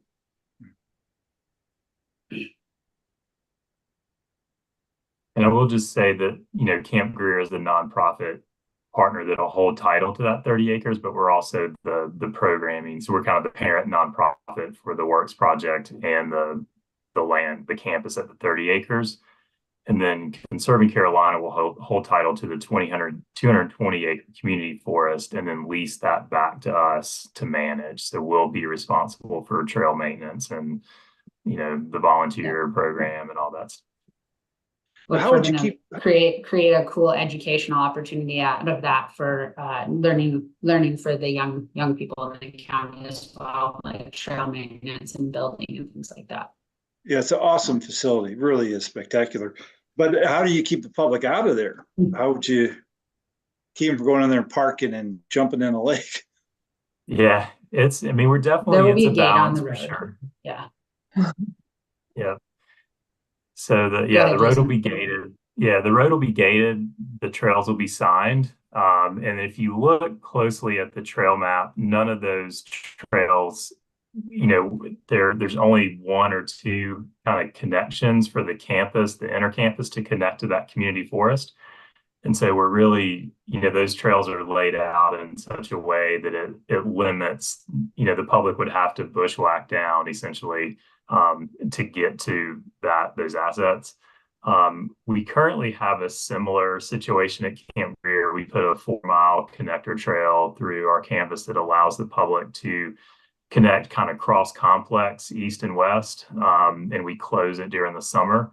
And our experience in that has been that people are really respectful of that closure if it's communicated and signed well. Like they tend to understand, what's happening. But yeah, it is something that we're going to have to manage for sure, to your point. But it's something that we feel like we can manage. There's plenty of poison ivy to help. Unfortunately, we are at time for questions. So again, committee, please feel free to send any additional questions to me and I will communicate them to the team. But thank you both so much for your presentation. We really appreciate it. Great job. Thank Thank you. you for the time. Yeah, thanks everybody. Thank you. All right, Passive Recreation Subcommittee. That was our last presentation. I know that at the top of our meeting, we talked about a need to potentially revisit our timeline for July and August. If you all want to talk about, if you have time to talk about that now, I know we've already been over time, so we can if you'd like to. Otherwise, I can send out an email and we can potentially schedule a special meeting to discuss that. Well, Jill, on that, right now we have a site visits tentatively scheduled for July 9th. We have a date set aside for that, right? If people want to do that. And then the next regular meeting is July 16th. right? And then the next one after that is August sometime. What is that? Just so I have it on my calendar. So the site visits in July, those we had blocked off some time on July 9th and 16th as possible dates. But I imagine those site visits will probably be more spread out. I don't think they will all be on July 9th, just based on the subcommittee's availability and on the applicant's availability. So I will be working with the applicants to schedule those site visits throughout the month of July. But yes, as you said, the July regular meeting is scheduled for July 16th. And then the August regular meeting is currently scheduled for August 20th. Now, we could potentially move the date of, if you want to do your vote for your recommendations and at the August meeting, we could potentially move the August meeting to earlier in the month. If you so choose. I think we need to just talk about, if you guys got a few seconds, subcommittee members, because I think Jill's goal is to get our votes to the county before their August meeting and before Jill leaves. That's kind of the gist of things.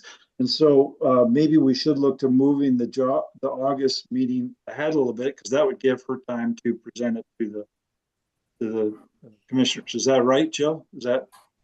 Yes, that is correct. So the the commissioners' last meeting in August is also on August 20th. So ideally, we would move up the meeting either a week or could potentially do 2 weeks earlier, just depending on the availability of this committee.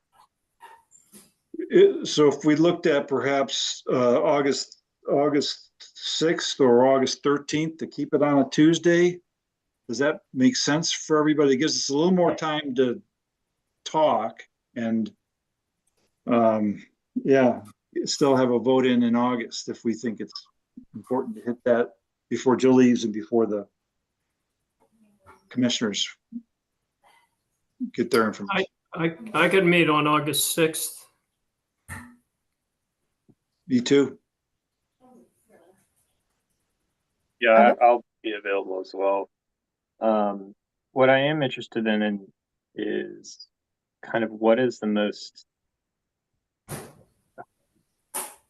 fruitful way to have a conversation about this besides having multiple 1-hour meetings. I know we're running into some like correspondence between all the members. Is there a way that we can like publicly have an open communication? Because it's like primarily it feels like a lot of the questions I have are around due diligence, where it's like a lot of these projects, it's like, okay, well, have we gotten a fair market appraisal on this piece of land? And to an email that was sent earlier, the maintenance and continued, like, does the organization we're granting these money to have the ability to fulfill the project in the timeline? And that feels like it should be, like, staff members need to be digging into that. So I would say for the second half of that, well, I guess that's probably would relate to both parts of that question. We're tentatively planning for that July 16th meeting to be more of an opportunity for this committee to discuss your thoughts on the projects, discuss, the recommendations you'd like to make. And so that way you don't have to vote and discuss in the same meeting. We could, similar to what we did for these presentation meetings, we could extend that July meeting to be longer to give you more time to discuss.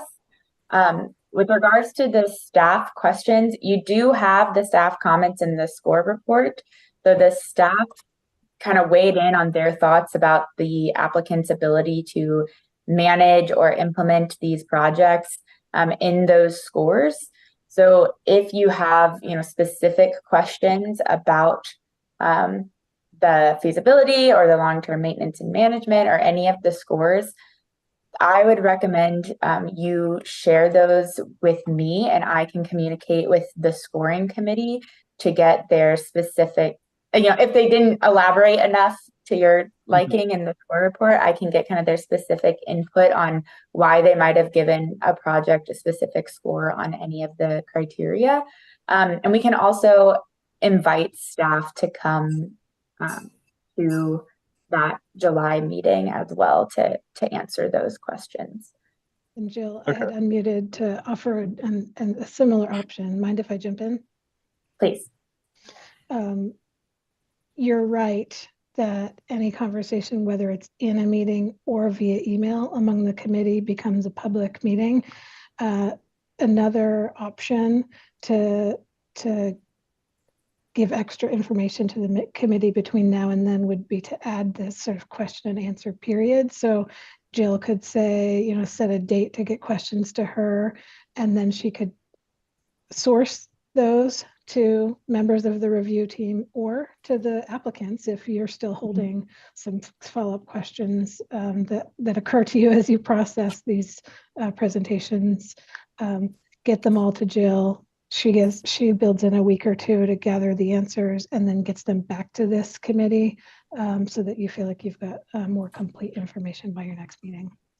Are you suggesting that we do it by email? Yes. And copy everybody on the subcommittee with our questions? No, you should send your questions only to me. It's when you copy everyone on the subcommittee, that's when legally it has to be a public meeting. So we have to publish. I mean, not that I think you would ask anything that you wouldn't want to be published, but in order to keep the public meeting laws, you need to email directly to me and not copy everyone on the subcommittee. Yeah, my suggestion is to do that as a way to, everyone would see every question and every answer at the end, but it wouldn't happen in a live kind of online conversation. Correct. So when you answer, then it would go to everybody. So I would make sure that you had those answers at that meeting in July. And I can send you those answers ahead of time, like I do with all of the materials for your meetings, so that you can review them and, think about them. And if you have more things you want to discuss about them at that July meeting, we can do so. But yes, I think per Rachel's idea there, you all would send your questions directly to me. I'll source those answers and I'll make sure you all see the answers to all of the questions. The other housekeeping item, did we decide that all projects were getting site visits, or was it a subset? We had not decided that.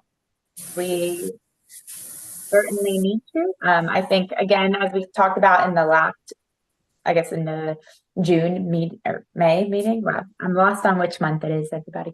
As we chatted about at the May meeting, not all subcommittee members need to be at all of the site visits. So if you do want to see site visits with all of the projects, you can, and I can schedule those and I can let you know when those are happening, and any subcommittee members that are available and want to attend, you can, but you do not have to attend those site visits. If you do want to narrow it down and say only select projects do you want to see site visits from, you are welcome to do that. So Jill, that might be something we coordinate with you through email. Just say, I would like to see these 3 places on the 6th, if that's possible, something like that. And we all may be going in different directions to places, right? If we're going to try and all do it on the 6th, but we're not going to try and do it all on the 6th. I think the applicants will need it to be more spread out, but if you all individually let me know which projects you want to see site visits from, I can schedule those site visits and I'll tell the whole group, these are the site visits that were requested. This is the date I'll give you options for some dates and times. And then you guys can decide which site visits you'd like to attend and just make sure you report back to the full committee at the next meeting after that. Right. They would not all have to be on the 9th. They could be sometime during that week. But if we're going to try and have a discussion on the 16th, July, we would want to maybe have the site visits before then. And I would think so. And I get the goal of the meeting on the 16th then would be as if we're going to be adjusting numbers or trying to figure out how we do or don't fund all or any, those answers would have to be completed on the 16th. Yes, I think the 16th, you should use to really discuss your recommendations. I would recommend that we have the votes on those recommendations separately at the August meeting. Now, if you all feel you'd need another conversation in July to continue your discussion, we can have another special meeting, or per Bob Turner's suggestion earlier, we could extend the July 16th meeting to be more like an hour and a half or 2 hours to give you all more time to discuss if you feel it's needed. Jill, I'm going to be gone the 9th through the 16th. So it sounds like I'm going to miss all of the site visits, but I would sure hate to miss the discussion. yeah, me too. I'm out the 16th. I fly to Europe on the 16th. So there's another monkey wrench. But is there any chance? I mean, I think in that case, we could, and I'm happy to email all of you to propose some dates and times, but I think we could do a second meeting in July as a special meeting. Unfortunately, it seems like most people were traveling in July, and so any day that we had a meeting in July, at least one staff person or at least one committee member was going to miss. So I think if we have two meetings in July to have that conversation, that way you all can make sure you get an opportunity to weigh in as well. So what we'd be voting, like I could have a slate of my recommendations that we talk about in July, and then in August, somebody might vote, yeah, I like this one, and I like that one, and I like the other one. Or are we trying to come up with a consensus at the end of the July meeting? Your consensus, like your official vote, would happen in August. I would think that, and this is up to you guys. This is your subcommittee. So if you feel like you want to also have a consensus before you vote in August, then yes, we would need to come to a consensus by the end of the July meetings. If you feel like you just want to use July to discuss and hash it out, and then you can come to the consensus in that August meeting, you can do that. But again, I just think, I mean, it could be that we all have a different number that we think we should fund for the works project. And if we've got 10 or however many different numbers, how do we vote on that in August? We just go with whoever's got the highest votes? Someone would need to make a recommendation or make a motion effective. Rachel is chiming in, but she has to leave. But effectively, someone would need to make a motion regarding, voting on a specific project and a specific amount at that August meeting. If you want to wait till August to come to a consensus. But hearing what you're saying, I am thinking that having a second July meeting to kind of come to the consensus before you formally vote sounds like it would be helpful for all of you. And that way in August, these are the projects we want to fund. This is the amount we want to fund for each project. Do we agree? Yes, no, and then your vote is. Yeah, it's going to get tricky. I mean, I won't name them because we can discuss that later, but if there's a project that has certain things that are valid and should be funded now, but other things that are so far out that we couldn't feel comfortable based on anticipation of something happening or not happening, it might cut that project in half.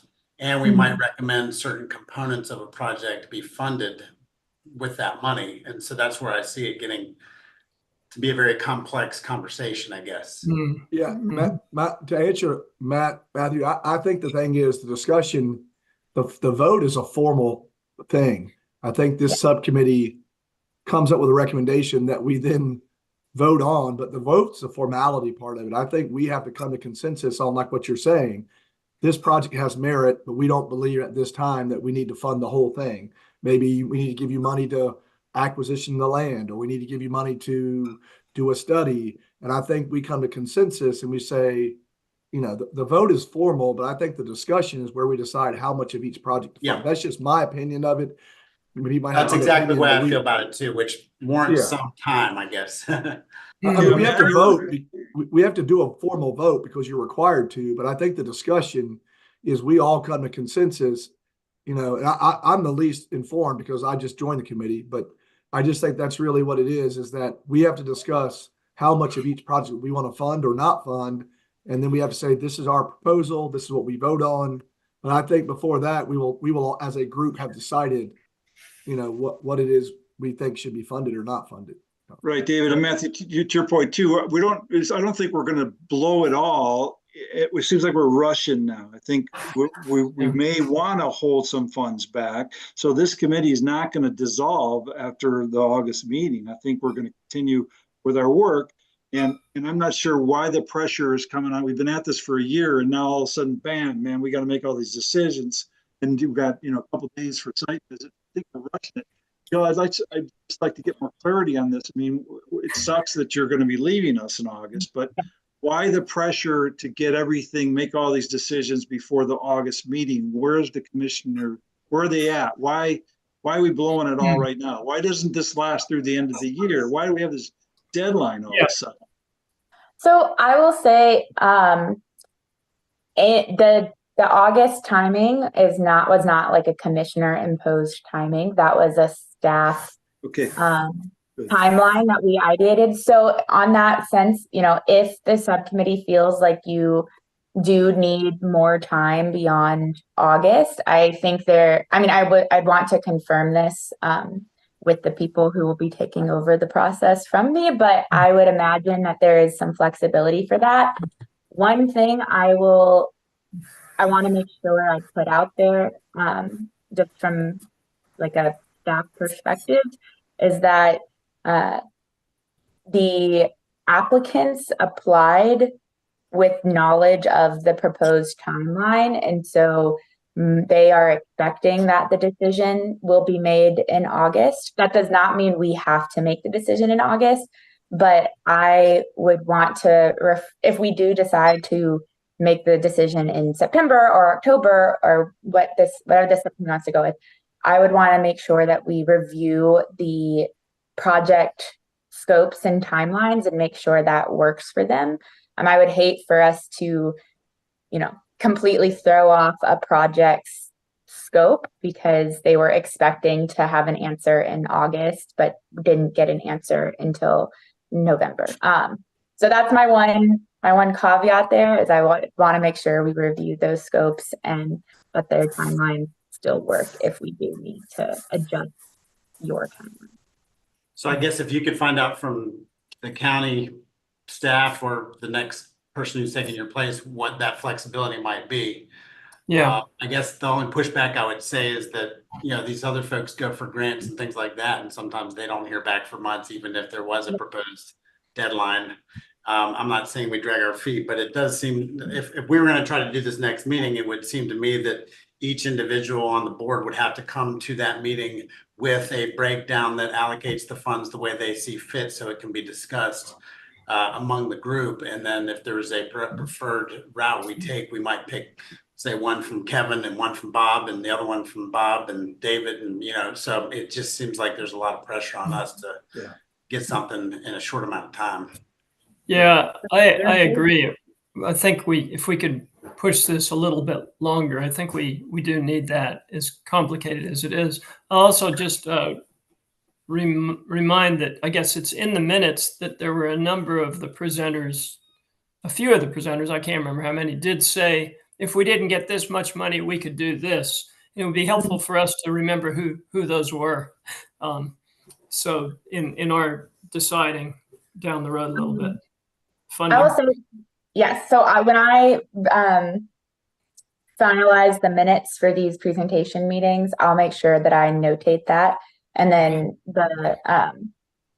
I know some of you had to miss different presentations and whatnot. So those, as always, these meetings have been recorded too. So if ever you guys want to go back and rewatch a specific presentation or all of them, those will be made available, and I'll make sure you have the link as well.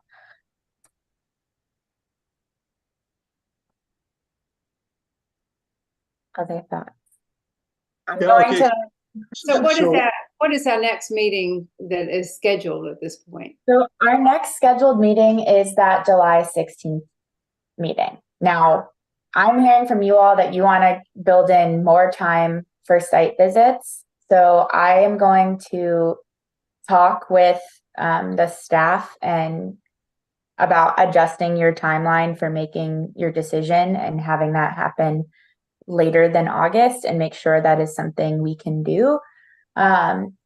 And then I say we keep the July 16th meeting because it sounds like there's still a lot of questions and things y'all want to discuss about specific projects. And so whether we extend the timeline or not, I still think having that discussion time is going to be helpful. Which in the meantime, if you all can send me like specific questions you have about projects that either for the applicants or for the staff, that the staff can help answer. And B, if you can let me know which projects you're interested in site visits, I can get those site visits scheduled, and I can also get those questions answered.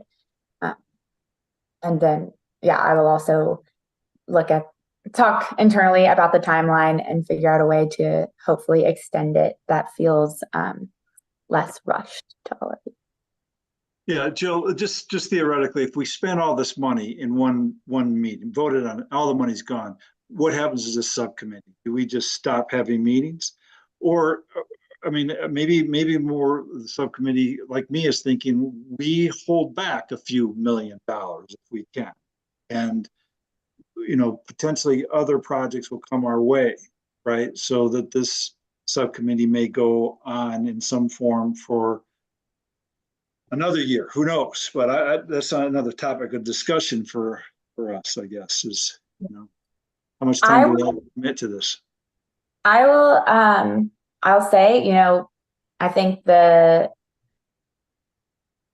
recent allocations like did adjust some things. We did expect that there was a possibility we would definitely need to do a second application window. So that still might be necessary depending on the recommendations this subcommittee decides to make.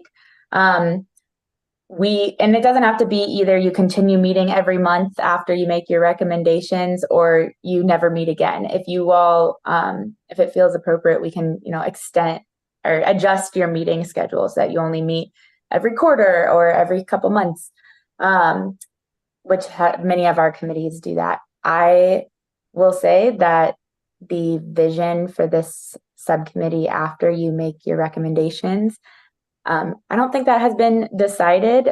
So I will need, again, that's another question. I think I need to chat with the staff that are going to be taking over my functions once I'm no longer in this position, and report back to all of you on that front.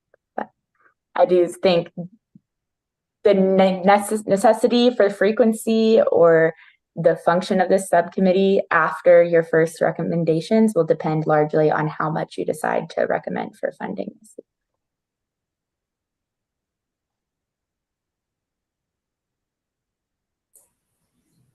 Sounds good.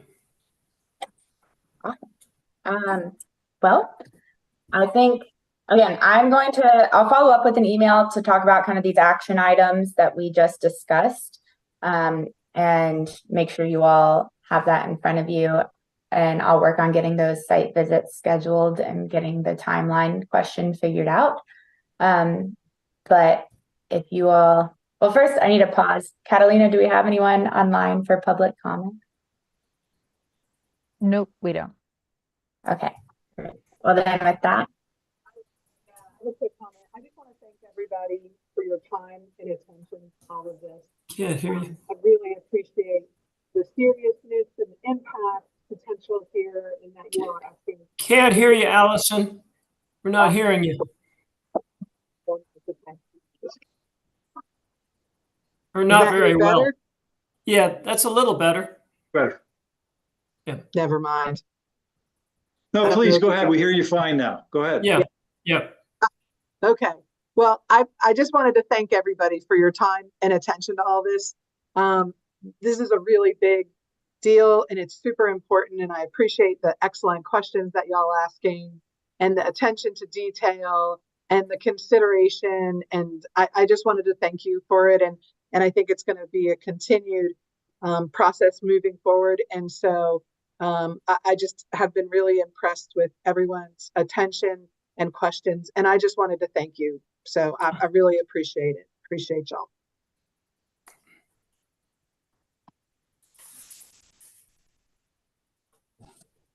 Thanks. It's a unique opportunity. Yeah, it is. I don't know if I got kicked out of the meeting somehow, but I am back. But unless you guys did it while I was offline, we can move to adjournment if you'd like. All right. All in favor of adjournment, say aye. Aye. Aye. Aye. Y'all have a good afternoon.